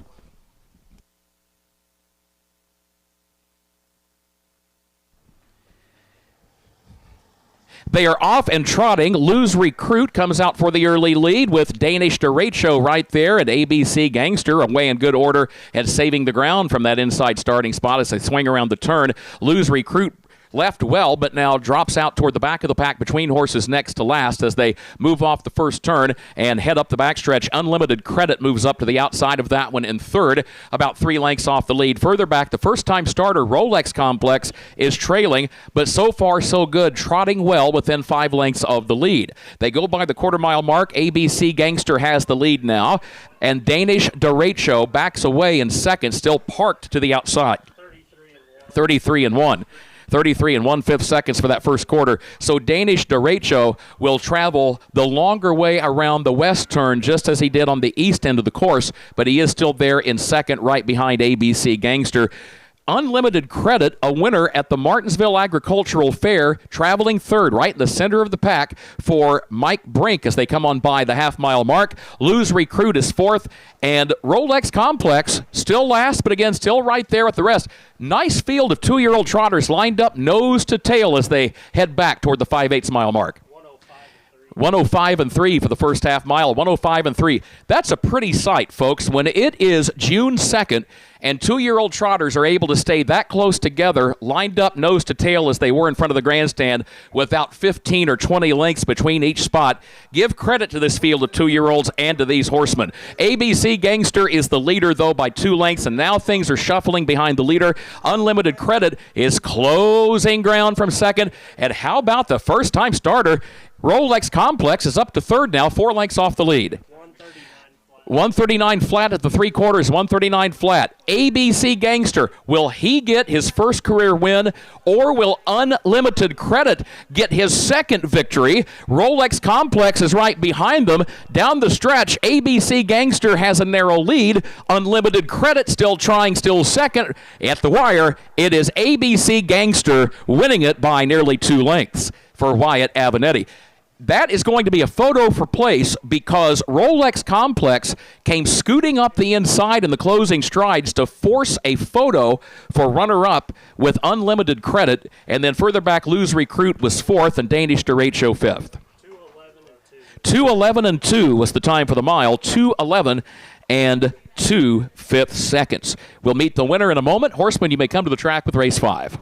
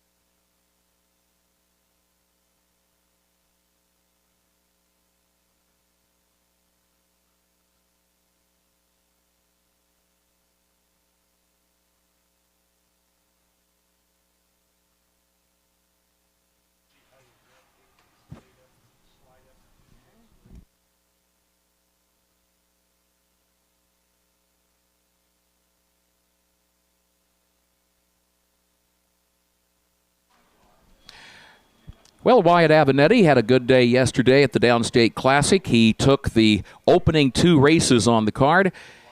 He drove the winners of both divisions of the Downstate Classic, 3-year-old Filly Trot, Broadway and Lou in the first race here yesterday, and Shady Maple Chick in the second race. Now he gets his first win of this Tuesday card for the Illinois Standardbred Association. And this is a first career win for this young trotter. How about a hand for ABC Gangster?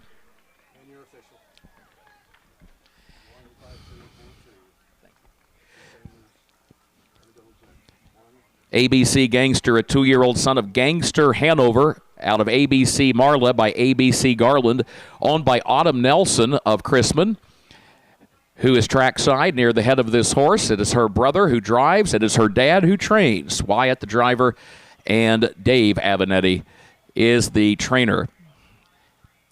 We'll take the picture from the reverse angle this time, looking back toward the grandstand. Again, our thanks to Patsy Fryman, who began photographing racehorses several years ago as part of her Decatur Camera Club ventures, and now she is our trackside winner's circle photographer. Third start, first win for ABC Gangster, bred by Donald Schwartzentruber.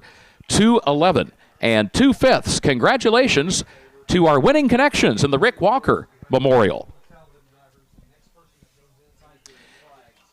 And our thanks once again to our board president and speed superintendent, Evan Hall, as he has presented and hands over now that Rick Walker Memorial blanket, blue blanket with white lettering and trim. Here's the full field rundown for the 4th race. It's official. ABC Gangster was the winner. Danish Derecho finished 5. Rolex Complex 3. Lose Recruit finished 4. Unlimited Credit the runner-up. The quarter in 33 and 1. The half in 105 and 3. 3/4, 139, and the time for the mile, 2:11 and 2/5 of a second. It reads down 1:53.42. Race 5 is on the way. Driver of the 6, Fox Valley Reba. That'll be Jordan Patton. Number 6, Fox Valley Reba, Your driver, Jordan Patton.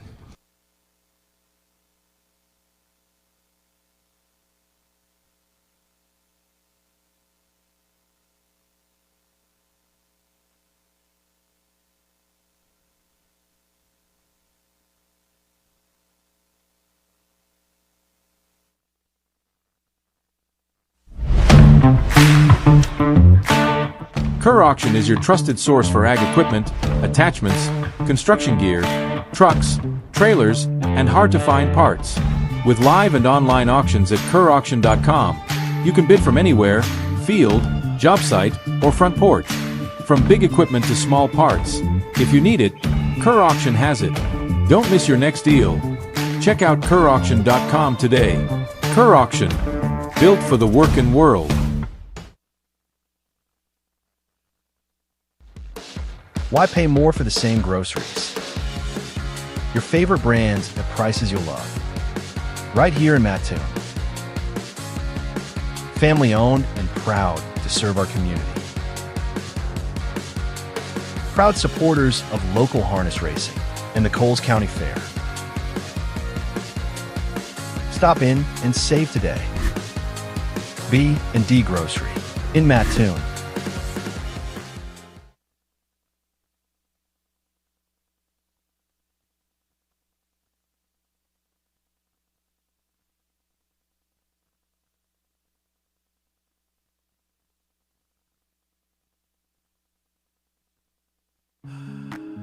Experience matters.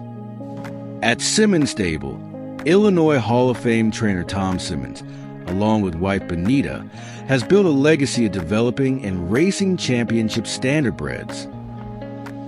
From yearling to winner's circle, every horse is guided with experience, expertise, and care. Simmons Stable, 217-801-4246.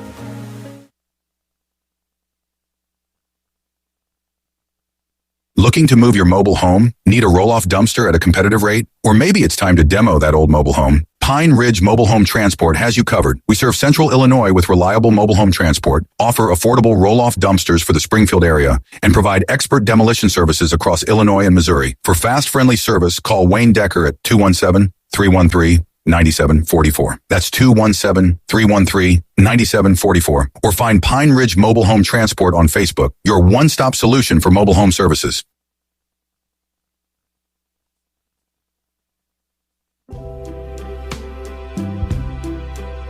Race bike Hickory Nut getting ready to go to the post. If those driving colors look familiar, they should. That is because Dennis Bankston is paying tribute today to the late Robert Bobby Peaty.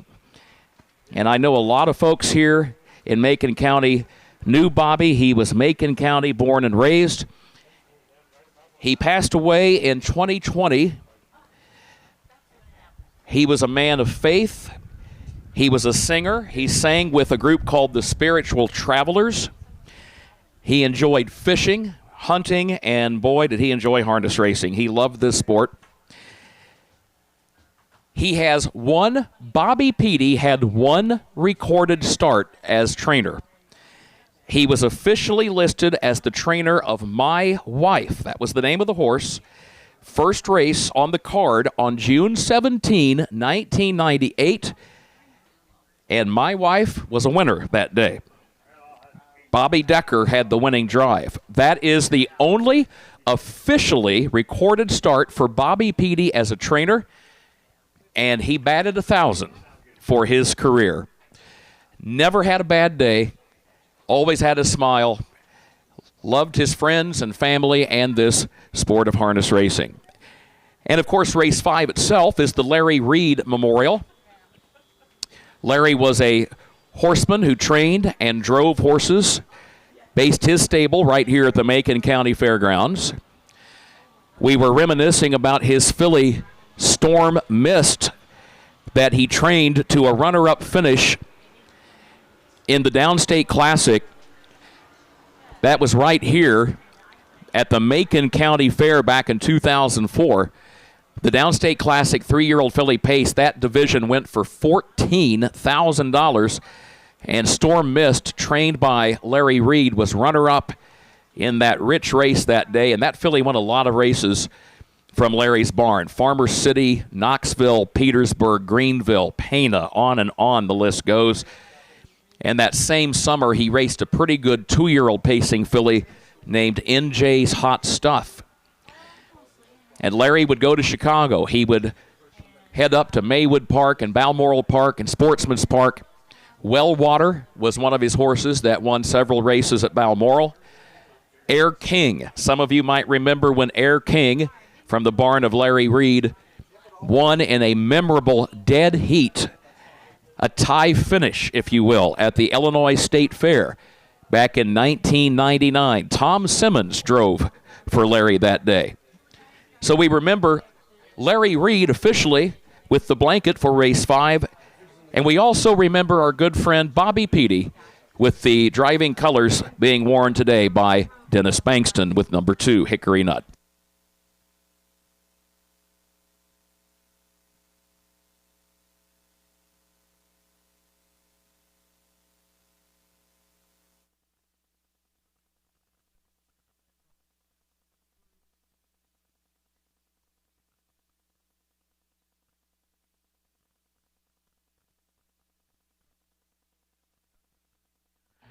Let's talk about Harness Tube, David. Let's talk about promote your business with a 30-second ad on Harness Tube. We've got great packages, low packages, I'll tell you, for what they're bringing to you.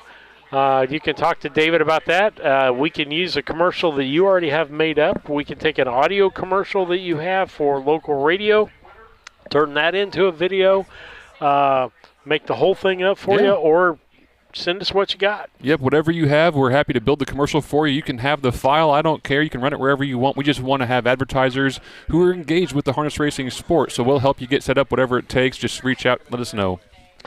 All right. I don't know. Are they not? Yep, wait, the water trucks are coming off. Then they're probably going to go to the post parade. There you go.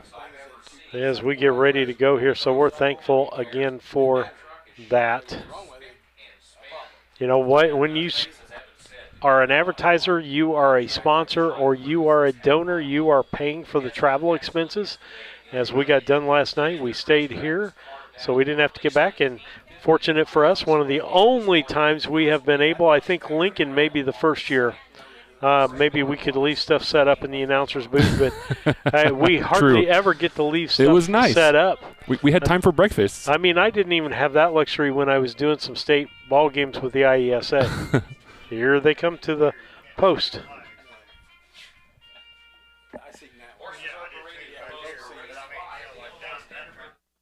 Three-year-old filly Pace in the Larry Reed Memorial for a purse of $2,830.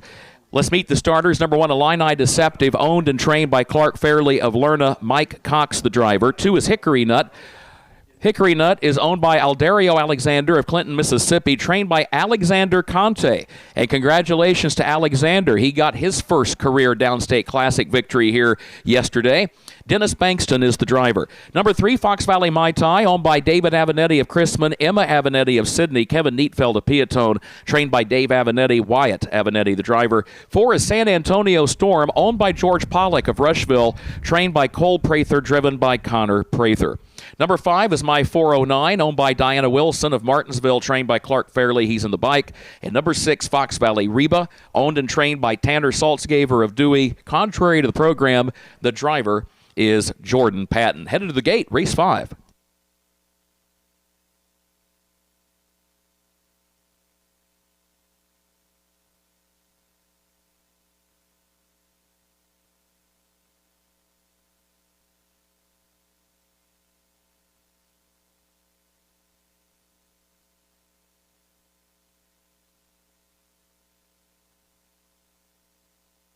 David, they're talking about last year here at the fair. I'm trying to forget last year here at the fair. It was a long day, wasn't it? It was a long day. 20-some-odd, 23, 24 races, I think, in one day. And the water truck broke down, as they're talking about. And so it was also a dry day on the track. And I was at home working because we had to push back for the rain out. And you guys came over solo and ran it. Yeah, it got rained out twice. Yeah. Saturday, Monday. Even the rain-out day got rained out. But we're thankful that they race this year. The fair boards that care and really, take the effort to set up and do things for the horsemen. I want them to know that they are appreciated, even though the horsemen are pretty quick to get out of Dodge when they are done racing. They do appreciate all the efforts these fair boards do. The fuel they put on the track, the water they put on the track, the hours they put on the track. It's not all for nothing. Fed them last night. Good pork chop sandwich. Great food, wasn't it? Looking across to the grandstand, I am just curious, do we have members of the Larry Reed family here today? Yes. Wonderful. Well, welcome back once again to the Macon County Fair. And we remember Larry with this 5th race. We've said it before that Larry Reed, he was a horseman that would take a chance on horses that went through the auction ring. Sometimes if nobody else saw the potential, he was the one person in the room that would. And he would put his hand in the air, and I don't know how many times I talked to breeders over the years, one of them being my late father. I remember one year he had a pacing bred yearling that just had no interest. Larry bought that colt. My dad was thrilled, and Larry went on to win races with that pacer. Here they come, race 5 in the Larry Reed Memorial, ready to go here at Decatur. They are off and pacing. There goes Fox Valley Mai Tai. Beautiful start, by the way. All 6 lined up and on the gate and into the first turn. Fox Valley Mai Tai moves forward for the lead. Illini Deceptive comes away in second. Hickory Nut is in third position as they swing around the first turn. San Antonio Storm is racing in the 4th spot. My 409 is in 5th, and Fox Valley Reba is last of the 6 as they head up the backstretch. And there goes Fox Valley Reba making a move from last with Jordan Patton in the race bike moving up to improve position, was 6th, now 5th, challenging for 4th. 31 seconds for the opening quarter. Thank you, Pete. 31 with the leaders off stride. Fox Valley Mai Tai. Fox Valley Mai Tai made a break, so Wyatt Avenatti quickly makes the move from left to right so everybody else can file by safely to the inside. So Illini Deceptive inherits the lead, but Fox Valley Reba is on the charge and is now up to the 2nd position. Hickory Nut is 3rd. Fox Valley Mai Tai back pacing, moving up again 4th on the outside, 2 lengths from the front. San Antonio Storm back toward the inside is next to last, and my 409 is the trailer. 103 and 1 for the first half mile, 103 and 1/5. Illini Deceptive is the leader around the turn and on to the backstretch as Fox Valley Reba is a length off the lead, still toward the outside and moving up again. Here comes Fox Valley Reba starting to draw alongside of Illini Deceptive. Now they're matching strides with a quarter mile to go. Hickory Nut is 3rd by a half length. Fox Valley Mai Tai 4th up on the outside, then San Antonio Storm, and my 409 is last as they move on to the final turn. 133 and 2 at the 3/4, 133 and 2. Illini Deceptive has the lead. It's back out to a length as they turn for home after saving ground on the far turn. Fox Valley Reba is still in 2nd position and now is off stride. Fox Valley Reba on a break. Illini Deceptive is going to win the Larry Reed Memorial. Illini Deceptive, Mike Cox aboard in the blue, gold, and tan colors. That's going to be a multiple horse photo finish to separate 2nd, 3rd, and 4th. You had San Antonio Storm, who came on the grandstand side late in the closing strides to join Fox Valley Mai Tai and Fox Valley Reba. Again, those 3 all involved in that photo finish for runner-up. We'll meet the winner in just a moment, though. Illini Deceptive with a first career victory.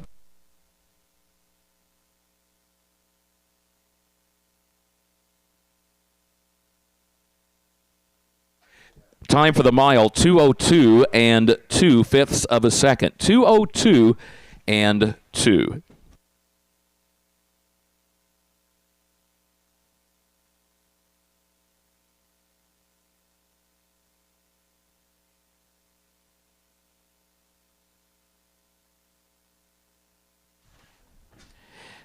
This is a most appropriate winner of the Larry Reed Memorial. You could not have scripted this any better because the winner, Illini Deceptive, was bred by the University of Illinois, and Larry bought one of the very first yearlings that the university ever bred and sold back in the 1980s. And in addition to that fact, Illini Deceptive was a $4,000 yearling, And that's the kind of sale price that Larry Reed would have loved and appreciated. Larry did what he did as a trainer and as a horseman on a budget, and he knew how to spot those horses in the auction ring that maybe weren't bringing a whole lot of money, but he would look at them and think, you know what, there's something about that horse. I think that horse has a future. Folks, how about a hand for the winner of the Larry Reed Memorial Illini Deceptive?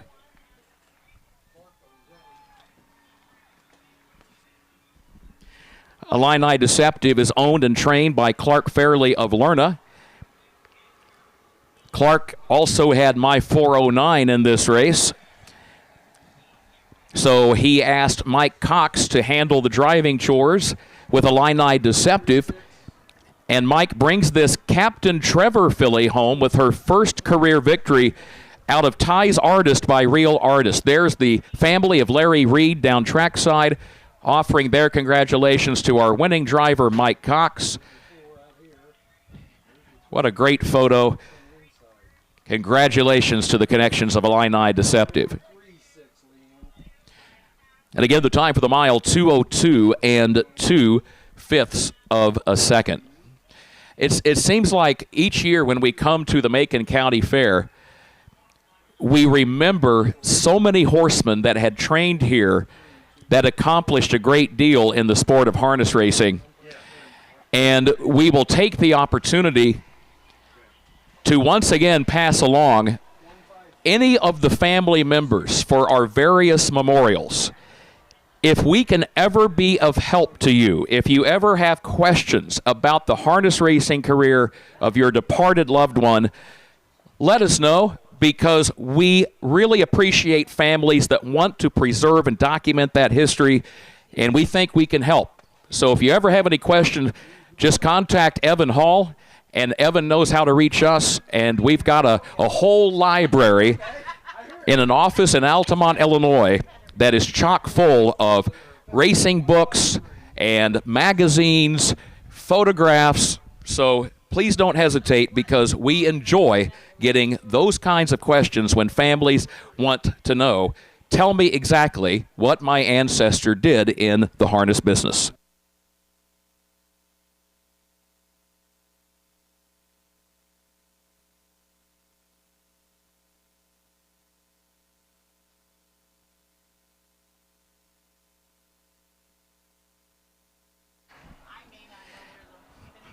Here's the full field rundown. It's official for race 5. From the top, Illini Deceptive was the winner.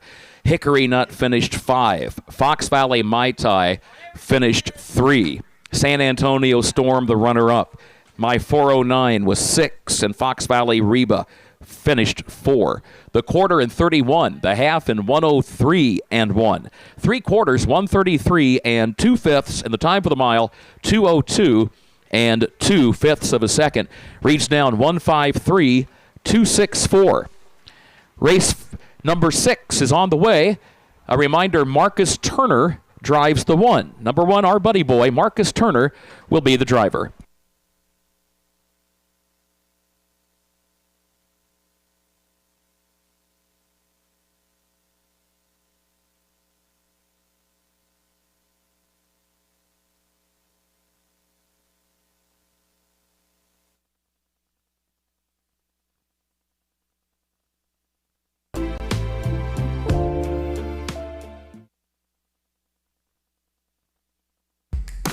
This Labor Day,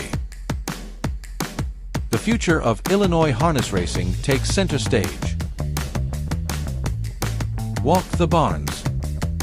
Study the pedigrees. Watch them move. And invest in tomorrow's winners.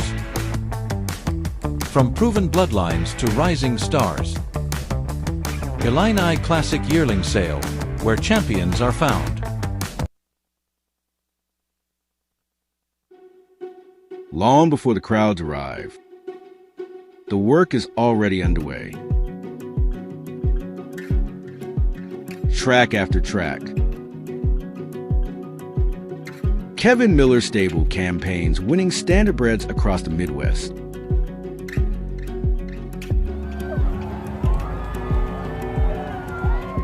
Kev Miller Stable. 217-254-0170. For over 40 years, horses have been our way of life. Built on experience, patience, and care. From sale preparation to rehabilitation, we are committed to helping horses reach their potential. Brenneman Equine, a tradition of horsemanship. Call Lamar or Ronnie today.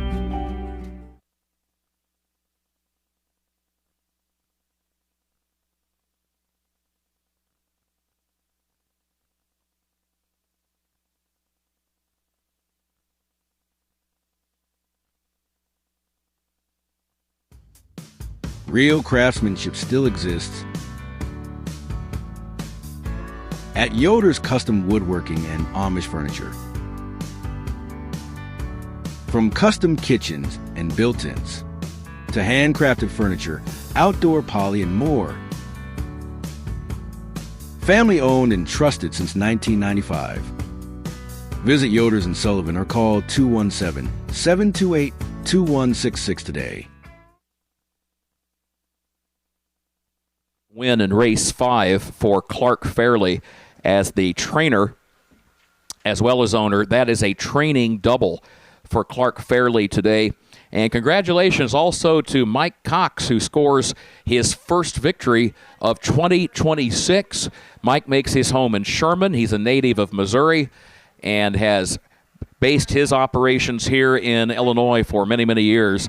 But first win of 2026 for driver Mike Cox. And a training double, I should say, for Clark Fairley here this afternoon. Sixth race, the Jerry Foster Memorial, coming up.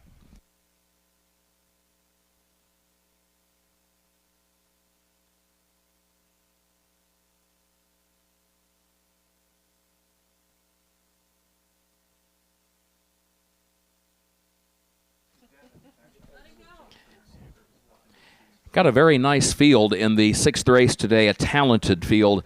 Our Buddy Boy was a winner as a 2-year-old at Hawthorne in 1:58. Was closing ground in the stretch at Martinsville a week ago Sunday when there was a failure of the race bike. The arch on the race bike broke. The wheel on the right side folded. The driver got unseated. But thankfully, both Our Buddy Boy and driver J.D. Finn came away no worse for the wear. Marcus Turner does get the call today on Our Buddy Boy. Smoking Them Some Stars, that has been one of the good stories so far in this early point of the county fair season. Winless last year in 6 starts and winless this year in his first 3 starts. Smoking Them Some Stars has now posted back-to-back wins. Got his first career victory at Martinsville a week ago Sunday, and then backed it up with a win at the Greene County Fair at Carrollton. That was last Wednesday evening. Conager, number 3, 6 wins a year ago, has not yet regained that form in 2026, but the Prather stable has been very good here both yesterday and again today. Very competitive. Gothic Thunder, still looking for a first career victory, but has posted a pair of runner-up finishes and completes the field here in race 6.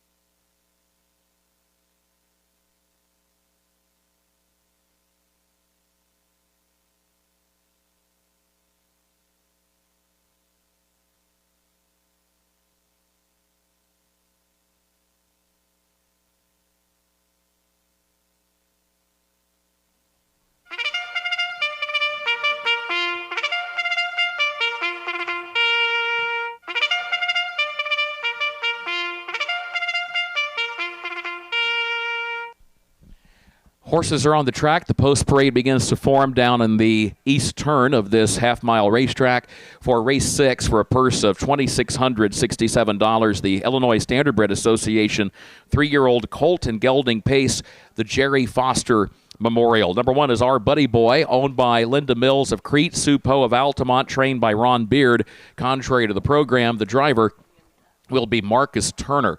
Number 2 is Smokin' Them Some Stars, owned by Kevin and Daryl Miller of Arthur, Andy Miller of Sydney, trained by Kevin Miller, and the driver Wyatt Avenatti. Number 3 is Conager, owned by Jim Walden of Lincoln, trained by Cole Prather, and the driver is Connor Prather.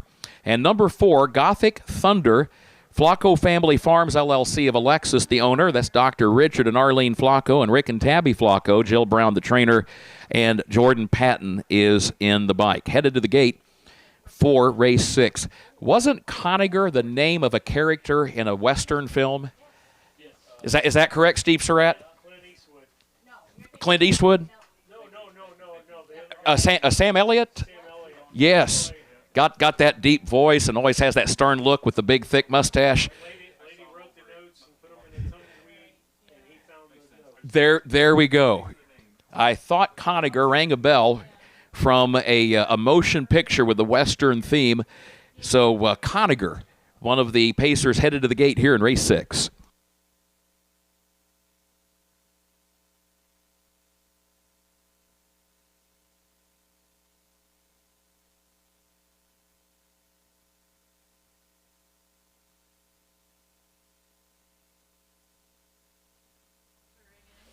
Well, I just proved one thing.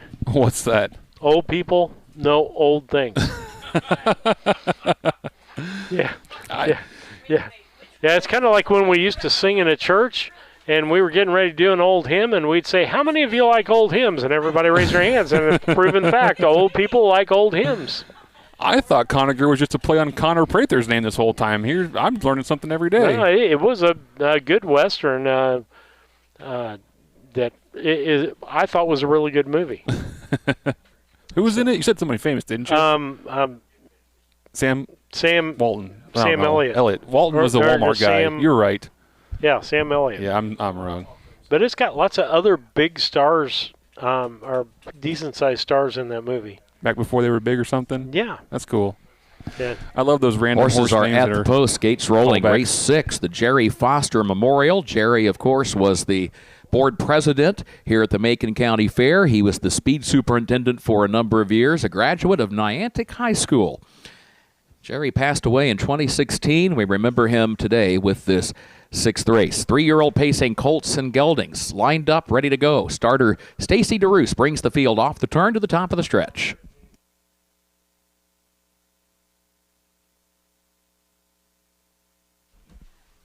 Here they come.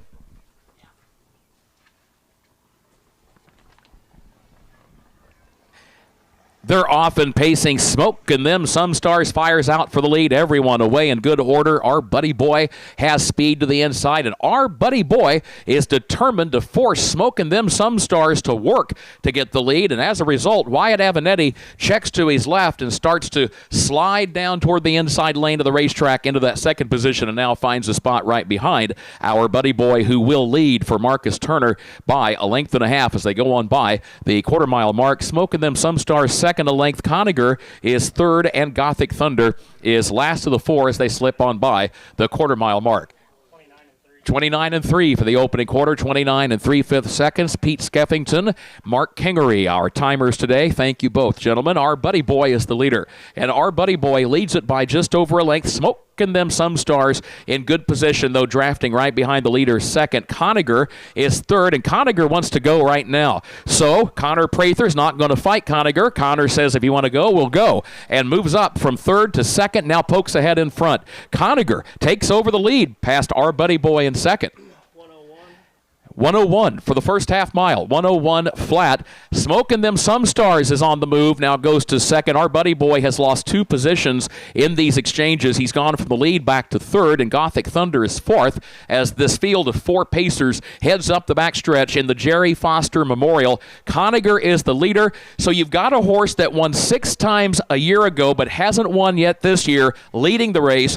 And you've got a horse that's won 2 in a row and is the hot horse coming into this race in second. 130 and 2 for the 3/4, 130 and 2. Guess what? The hot horse is on the move, and here he comes, Smoking Them Some Stars. Takes to the outside. Conager's going to be a stubborn foe, though. A couple of talented pacers slugging it out. Conager's hanging tough. This Prather stable has come ready here at the Macon County Fair, and there's a win for Conager and driver Connor Prather. Conager wins it, holds off the challenge of Smoking Them Some Stars, who was second, and then a gap of another 10 to 12 lengths back to our buddy boy in third, and a margin of 8 or 9 more lengths back to Gothic Thunder in fourth. 2 minutes flat. Time for the mile, 2 minutes flat. 2 minutes flat. The time for the mile. Conager wins for the brothers Prather. Cole as trainer, Connor as driver, and congratulations to owner Jim Walden and breeder Diana Wilson. We'll meet this winner in just a moment.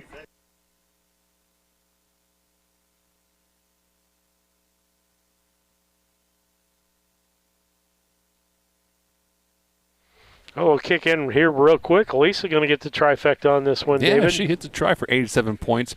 Don't look at the totals. I messed up somewhere, and somehow we reset the points. But I think I'm probably, behind you by 30 now? Lisa's Yeah, she made up some ground on that one. 50 up. I can't do math. But, yeah, she's somewhere near us, a couple points. But I'm going to help Randy, so I'm going to throw it back to you real quick.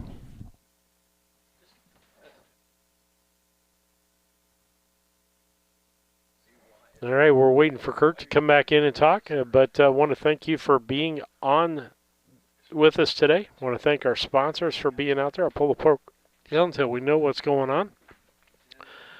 But thank all of our sponsors, all of our donors, all of our commercial people we want to thank for keeping us on the air. That's what keeps this thing going. It's not inexpensive for us to get out and do this. The equipment is not inexpensive, and we're always trying to make improvements, or like last night with David's computer, a power cord pooped out on us, but luckily we had some backups in the car. He didn't have to buy a new computer on that. So we talked earlier about the fact that the Prather brothers teamed up for a win here yesterday in the Downstate Classic, winning a division of the 3-year-old Colton Gelding Pace with Mighty Engine. There's Cole Prather in the orange cap in front of the grandstand, getting ready to greet his brother Connor as they team up once again for a victory, and again with a 3-year-old pacing colt, or gelding in this case. Conager, an $11,000 Illini Classic sales graduate, had a good season last year with those 6 wins, and gets back to the winner's circle here today for the first time in his 3-year-old form. There's owner Jim Walden. Hello, Jim. Great to have you with us at the Macon County Fair. He gives us a nice wave. Congratulations. How about a hand for Conager?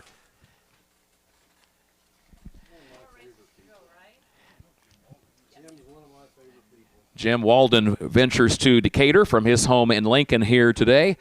A true fan of the game of harness racing, and accepts the Jerry Foster Memorial Blanket from our own Evan Hall. Jim wearing the purple shirt, standing next to Evan. Conager 2 minutes flat here today. Cole, Connor, congratulations. By the way, our thanks to the courtesy vehicle, thanks to Mike Hall and everybody who have taken time to provide those lifts. Hello, Mike, to the horsemen and our winning connections. That just, it helps save folks a long walk to the grandstand, and helps move the program along as well. Judge, are we official? He says we are. Thank you, Randy Callahan. Here's the full field rundown. Our buddy boy finished 3. Smoking Them Some Stars, the runner-up. Conager, the winner. And Gothic Thunder finished 4th. They got the quarter in 29 3/5 seconds. The half in 1:01. 3/4, 1:30 and 2/5 of a second. The time for the mile, 2 minutes flat. Fastest mile so far of the day. It reads down 3-2-1-4. That brings us to race 7. No changes in this 7th race.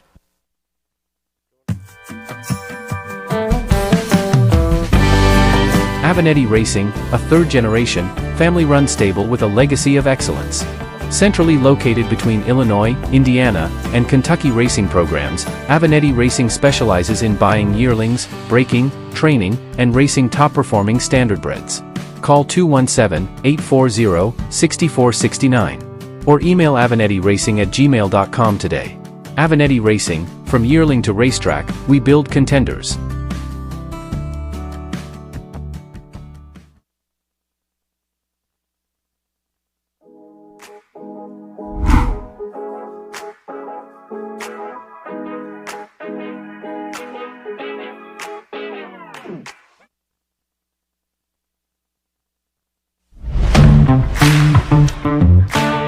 Kerr Auction is your trusted source for ag equipment, attachments, construction gear, trucks, trailers, and hard-to-find parts. With live and online auctions at kerrauction.com, you can bid from anywhere, field, job site, or front porch. From big equipment to small parts. If you need it, Kerr Auction has it. Don't miss your next deal. Check out kerrauction.com today. Kerr Auction, built for the working world. Why pay more for the same groceries? Your favorite brands at prices you'll love. Right here in Mattoon. Family owned and proud to serve our community. Proud supporters of local harness racing and the Coles County Fair. Stop in and save today. B&D Grocery in Mattoon.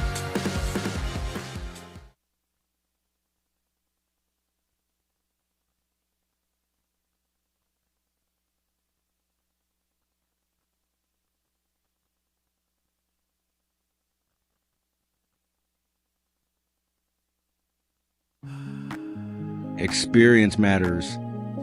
At Simmons Stable, Illinois Hall of Fame trainer Tom Simmons, along with wife Benita, has built a legacy of developing and racing championship standardbreds. From yearling to winner's circle, every horse is guided with experience, expertise, and care. Simmons Stable, 217-801-4246.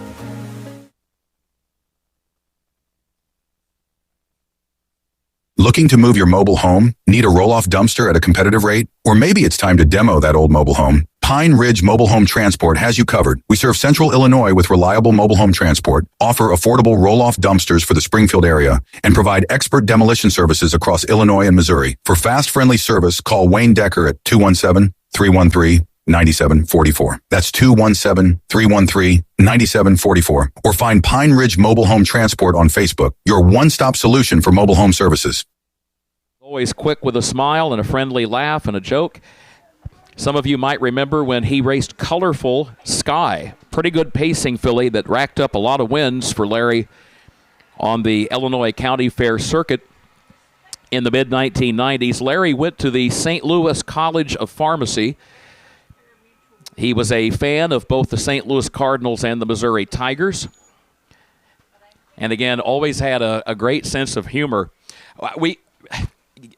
Sometimes you find articles in newspaper archives. The Decatur media has always done a great job of covering harness racing, and there are some excellent articles that were written by the late Forrest Kyle. And he covered harness racing for many years. His son, Joe, went on to be a turf rider as well, and Joe was inducted into the Communicators Corner of the Harness Racing Hall of Fame in Goshen, New York. But regarding the sense of humor, I can't help but wonder if Benny Barnett had a similar sense of humor, because we found an article from 1972. You might remember when they used to have matinee races in early June here each year. That was back when the fair circuit didn't start till about the 4th of July. Benny Barnett had a 2-year-old pacing filly in, and the article said that Benny drove the filly himself instead of Del Insco as originally programmed. And we chuckled when we saw that, because by that point in Del Insco's career, Del was spending a lot of time on the East Coast. So we wondered, Had Dell actually said he was planning to be in the Midwest at the matinee, or could this have just been kind of a tongue-in-cheek little joke that Benny played on folks by naming Del Insco to drive the horse? Either way, I think Benny ended up winning that day. Judge, we got our horses? Thank you, sir. Starters are out.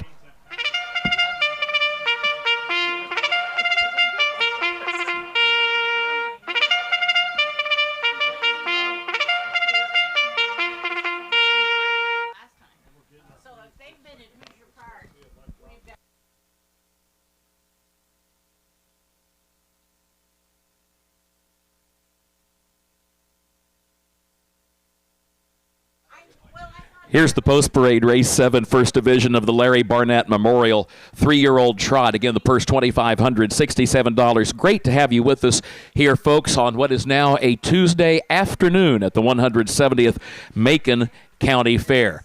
They head to the post. And let's meet the starters. Number 1, Daphne Durango, owned by Dr. Stephen Rennert of Hamilton, the trainer and the driver, Jill Brown. 2, Shady Maple Caddy, the Illinois Standardbred Association point champion in the 2-year-old filly trot division 1 year ago. Races for owner-trainer Earl Avenatti of Clinton, Indiana, co-owner Mal DeHorn of Clinton, Indiana, the driver Wyatt Avenatti, Earl's grandson. Number 3 is Sunburnt Señorita, owned by Kurt Craig and Leo Grummel of Carrollton, trained and driven by Kurt Grummel. And number 4, No Flies on Me, owned and trained by Jamaica Patton of Rochester and co-owned by the D&J Racing Stables of Duncan and Jacqueline McLean of Terry, Mississippi. Mike Cox is the driver. Race 7 headed to the gate.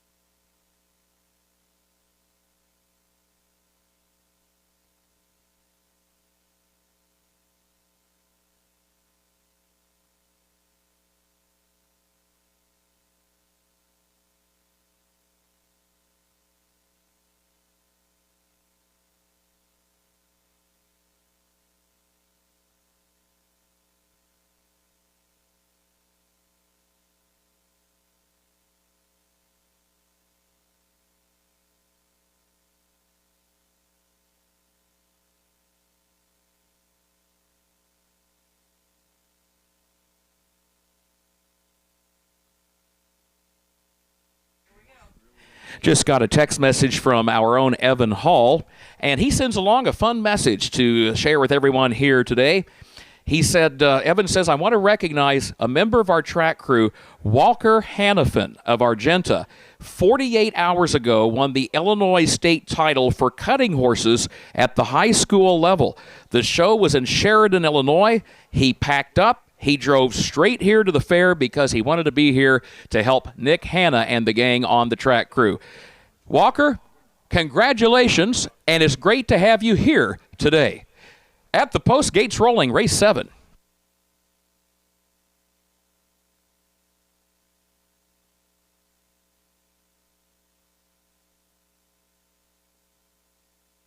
Daphne Durango broke stride coming down for the start and loses about 8 or 9 lengths to the gate. Still a bit rough gated. Here they come. Off and trotting they go in the Larry Barnett Memorial. Sunburnt Señorita put in a few awkward steps just after the start, and she lost about 3 or 4 lengths to what are now the top 2 trotters around the first turn headed toward the quarter. Shady Maple Caddy does come away with the lead. No Flies on Me just off her flank in second position, and Sunburnt Señorita starting to catch up at third, and there goes No Flies on Me right alongside of Shady Maple Caddy. The battle is on early here in the Larry Barnett Memorial as they go on by the quarter-mile mark. No Flies on Me up to take the lead and leads it by a length and a half as they go on by the quarter with Shady Maple Caddy second. 30 and 3/5 seconds. 30 and 3/5 seconds for that opening quarter. So No Flies on Me leads after 3/8 of a mile, leads it clear by a length and a half. Shady Maple Caddy goes second. Then a gap of 5 more lengths back to Sunburnt Senorita third, and a margin of a 25-plus back to the trailer, Daphne Durango. And again, she has been rough-gated since prior to the start. But in the meantime, halfway home in the Larry Barnett Memorial Race, and No Flies on Me is the leader. No Flies on Me leads by a length and a half.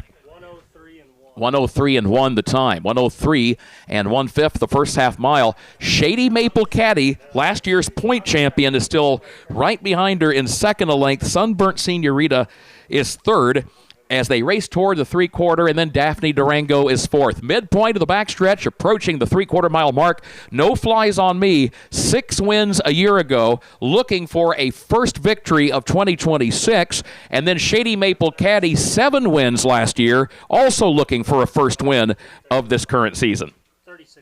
136 flat, the time at the 3/4. Maybe Sunburnt Senorita is going to upset the apple cart here, folks. She's gone from third to second, and she's taking aim on the leader, No Flies on Me. No Flies on Me, though, still has the lead by a length. Sunburnt Senorita second, and then Shady Maple Caddy third. Here's the wire. No Flies on Me wins it by 3/4 of a length. A driving double today for Mike Cox.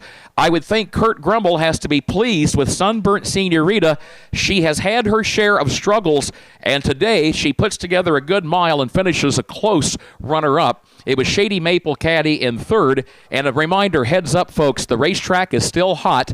You've got a horse coming off the final turn and down the home stretch, Daphne Durango, coming down to complete the mile and will be credited with a 4th-place finish. And now Daphne Durango completes her mile, and that officially wraps up race 7. We'll meet the winner in just a moment.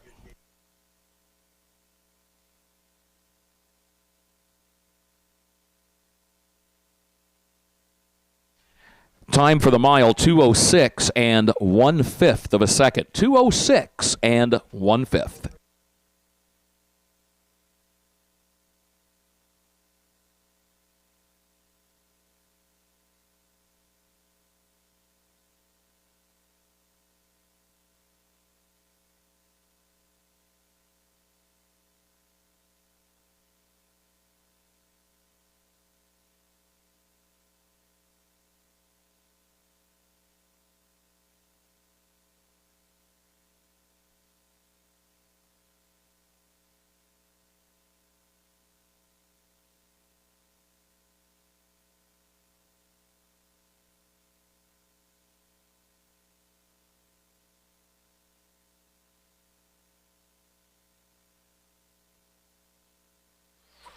Dave, we'll take a minute and talk here for a few minutes till Kurt comes back and the horse gets here. But we will, after this next race, make short haste of. How about a hand for the winner of race 7? No Flies on Me. 2:06 and 1 the time for the mile. This filly started her career with a victory in her 3rd career start in the summer preview at the Illinois State Fairgrounds, June 21st of last year. Evan Hall trackside to congratulate the winning connections and present the Larry Barnett Memorial Blanket. This filly raced here at Decatur in her 2nd career start and just never got interested in the race last year. She finished a distant 3rd, and she was about the length of the home stretch behind the winner. What a difference a year makes. She went on to have a very good 2-year-old season and now gets her first victory so far here in 2026. Congratulations to the gentleman in the blue, gold, and tan colors. That is Mike Cox, a driving double as he salutes the crowd. Mike told us yesterday there are quirks to every racetrack that you race on, and he said, I've driven enough races at the Macon County Fair. I know what to do. I know what not to do on that racetrack. He wouldn't share it with us because he's very smart not to share secrets with someone that holds a microphone. Judge, we're official. Here we are. Full field rundown for the 7th race. Daphne Durango finished 4th. Shady Maple Caddy was 3rd. Sunburnt Senorita, the runner-up, and No Flies on Me, the winner. The quarter, 30 3/5. The half, 103 1. 3/4 in 136, and the time for the mile, 206 and a fifth. It reads down 4, 3, 2, 1. Eighth and final race, the Robert Wickline Memorial is on the way. Second division of the 3-year-old trot. By the way, there's a driver change on the 2. Bills are due Lou. That is Jordan Patton. Jordan Patton drives the 2. And on number 3, Smokes a Rising, Isaac Love. Ike Love will drive number 3, Smokes a Rising. Been great to have you with us here today, folks. Horsemen, if you would be so kind as to return your saddle pad numbers to the area where you picked them up earlier today. I know our staff would appreciate that very much. The fair continues. You got the Queen Pageant tomorrow evening. You've got the concert, Baker, Blankenship. All right, we're going to pull it back up real quick, David. Go over a few things here. Sure. So the people know what's going on with Harness Tube. Then we're going to give a commercial break. I think we've done a pretty good job of getting our commercials in today. Again, we thank you for being a sponsor. If you want to contact us, send us pictures, send us different things. You can do that through the backstretch, we like to call that. You can do it through email. You check out our website. We've got some things on there that we'd love to show you. Facebook, you can send us messages or things through Facebook. We encourage you to schedule updates and things happen on both of those things. And then anytime you want to text David pictures or information, different things that we can put on the air. Yeah. Like I said, it's got to be useful information usually about what we're talking about or where we're going. And I'd love to hear those old connections. 312-772-5122. Put that in your phone. I'm going to leave it up there for a minute. Put that in your phone so that you have it stored and put in Harness Tube. And so with that, that's what we've got going on there. Want to thank all of our people that help us out. And again, you can promote your business. You can make a donation. You can do a 30-second commercial. You can do a sponsorship. There's lots of things available out there for you to do that. And again, we will be 5 o'clock post time in Carlinville tonight. Yes, sir.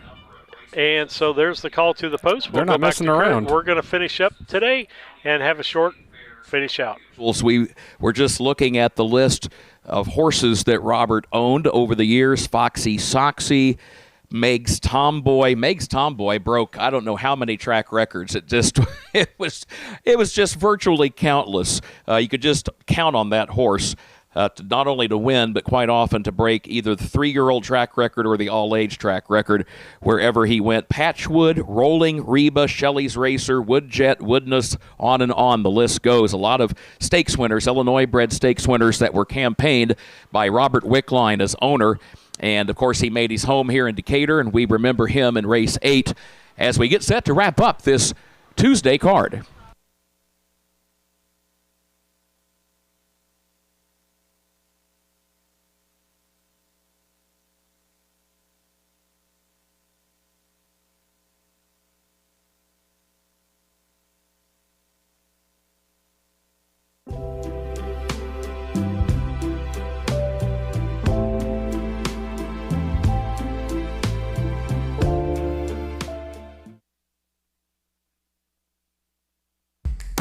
This Labor Day, the future of Illinois harness racing takes center stage. Walk the barns. Study the pedigrees. Watch them move. And invest in tomorrow's winners. From proven bloodlines to rising stars. Illini Classic Yearling Sale, where champions are found. Long before the crowds arrive, the work is already underway. Track after track. Kevin Miller's stable campaigns winning standardbreds across the Midwest.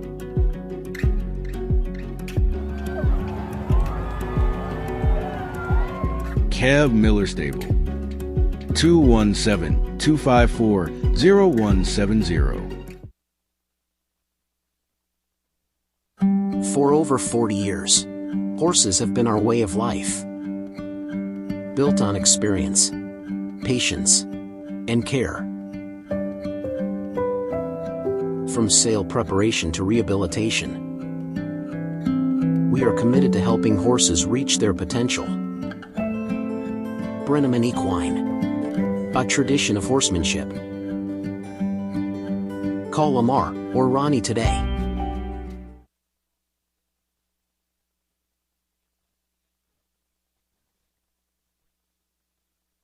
Point, because we go to Illinois State Fairgrounds Wednesday, Thursday next week on June 10th and 11th. You've got the Cardinal and Violet on June 10th, and you've got the annual summer preview on June 11th. So, if necessary, that would be an option, or if necessary, you can talk to Leanne and make arrangements to have your check mailed.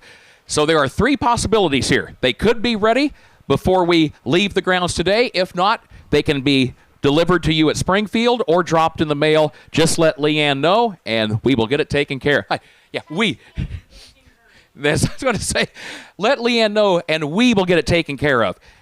Actually, Leanne's the one that's going to be taking care of it. Leanne, thank you. You and Bridget both today. Great work, as always, here in the judges' stand.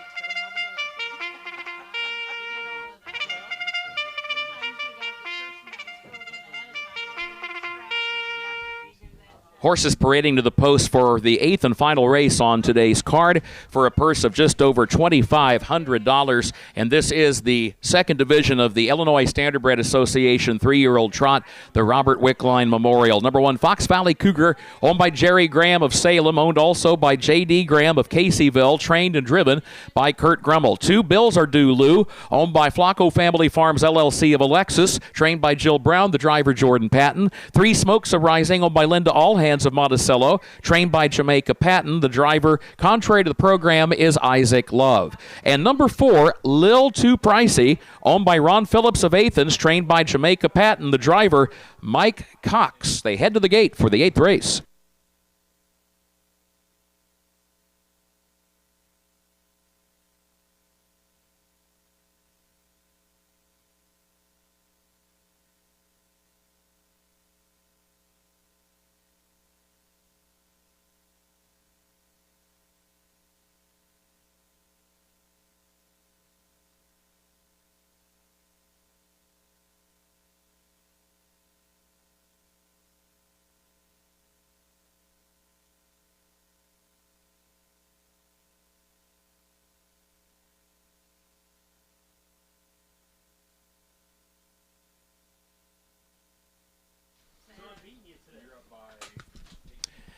Yeah, it's always interesting, isn't it, who ends up having to do the actual work.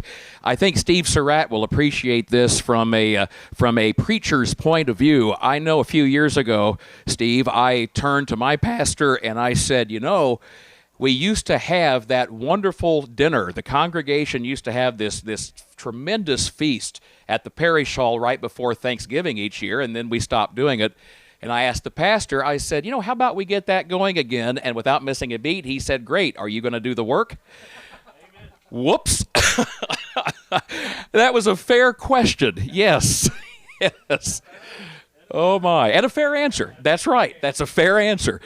Right now, approaching the starting gate for race 8. Folks, been great to have you with us. Thanks for joining us here, whether you've been right here in the grandstand or positioned around this half-mile racetrack, or you've joined us online through our friends at Harness Tube. Speaking of which, if you want to follow the races online this evening from the Macoupin County Fair at Carlinville, they go racing at 5 p.m., and Harness Tube will be there to bring you the live stream 5 p.m. later today. Right now at the post, gates rolling for race 8.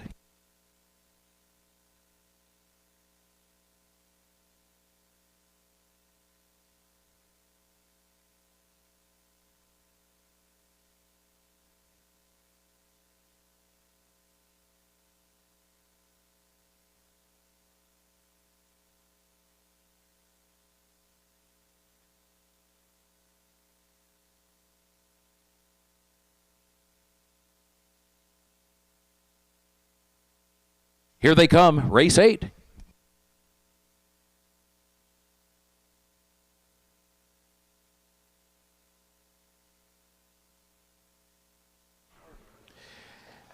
They are off and trotting. There goes Fox Valley Cougar, and there goes Bills or Lou. They both flash early speed. Smokes are rising. Comes away third. Bills or Lou off stride as they move on to the first turn and drops out to the back now. Lil Too Pricey will move up from fourth into third. Onto the backstretch, Fox Valley Cougar is the leader. Fox Valley Cougar, 3 wins a year ago, looking for win number 1 of this year, and we've seen that pattern here late in the card with a number of these 3-year-olds returning to the winner's circle for the first time in 2026. We'll see if that happens with Fox Valley Cougar. Still a long way to go here in race 8. Leads it by 3 lengths. 31 flat for the opening quarter, 31 flat. Fox Valley Cougar by 4 lengths, now by nearly 5, as they swing down the west side of the course. Smokes Arising is in the second position. Lil Too Pricey just broke stride while racing third and is now last, and that is because Bills or Lou has just moved by to the inside. And speaking of which, Smokes Arising is on a break. So everybody has broken stride except, guess what? The winner. Shocker. Stay on gate, show the way, when everybody else has had some difficulty staying on the trot. The half. 103 for the first half mile.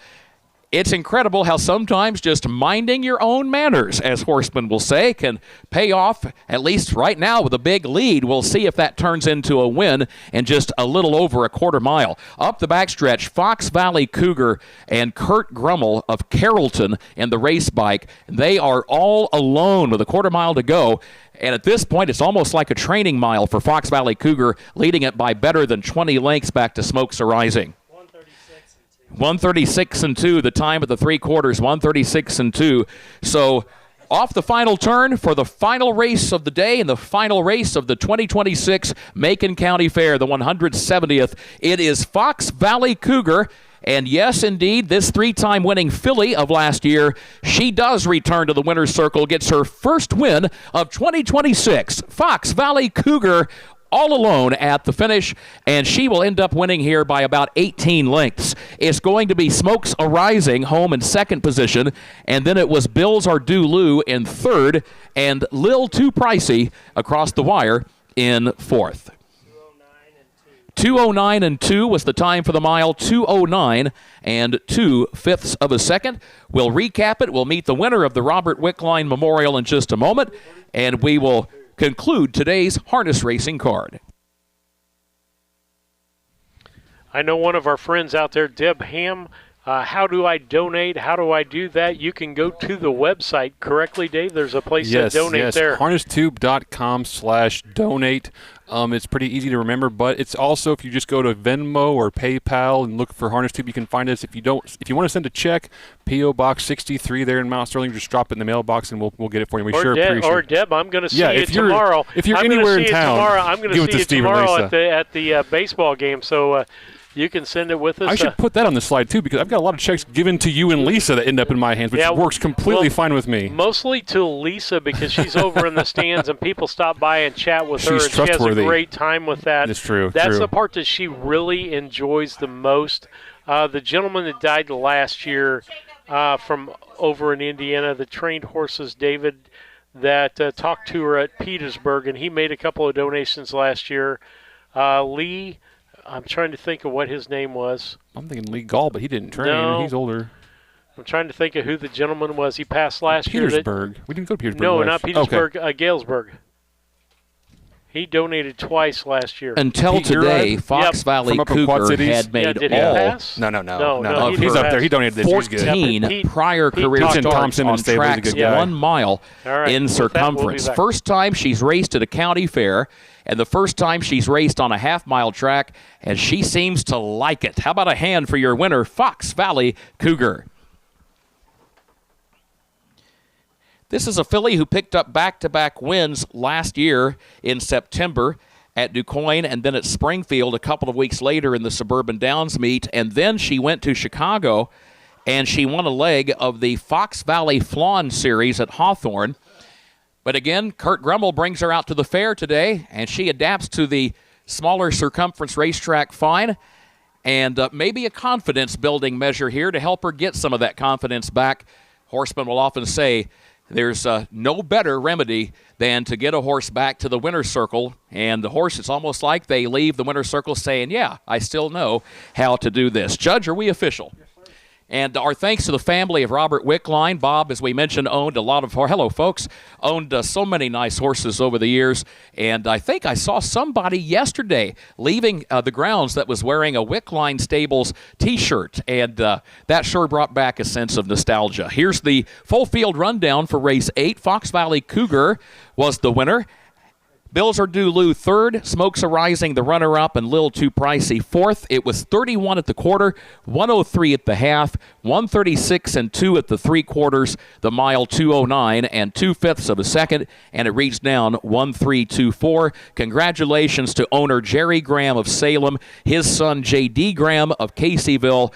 $18,000 yearling purchase from the Land of Lincoln sale. Congratulations also to the breeder, Fox Valley Standardbreds, Dr. Kenneth and Patricia Walker of that Southwind Chrome filly.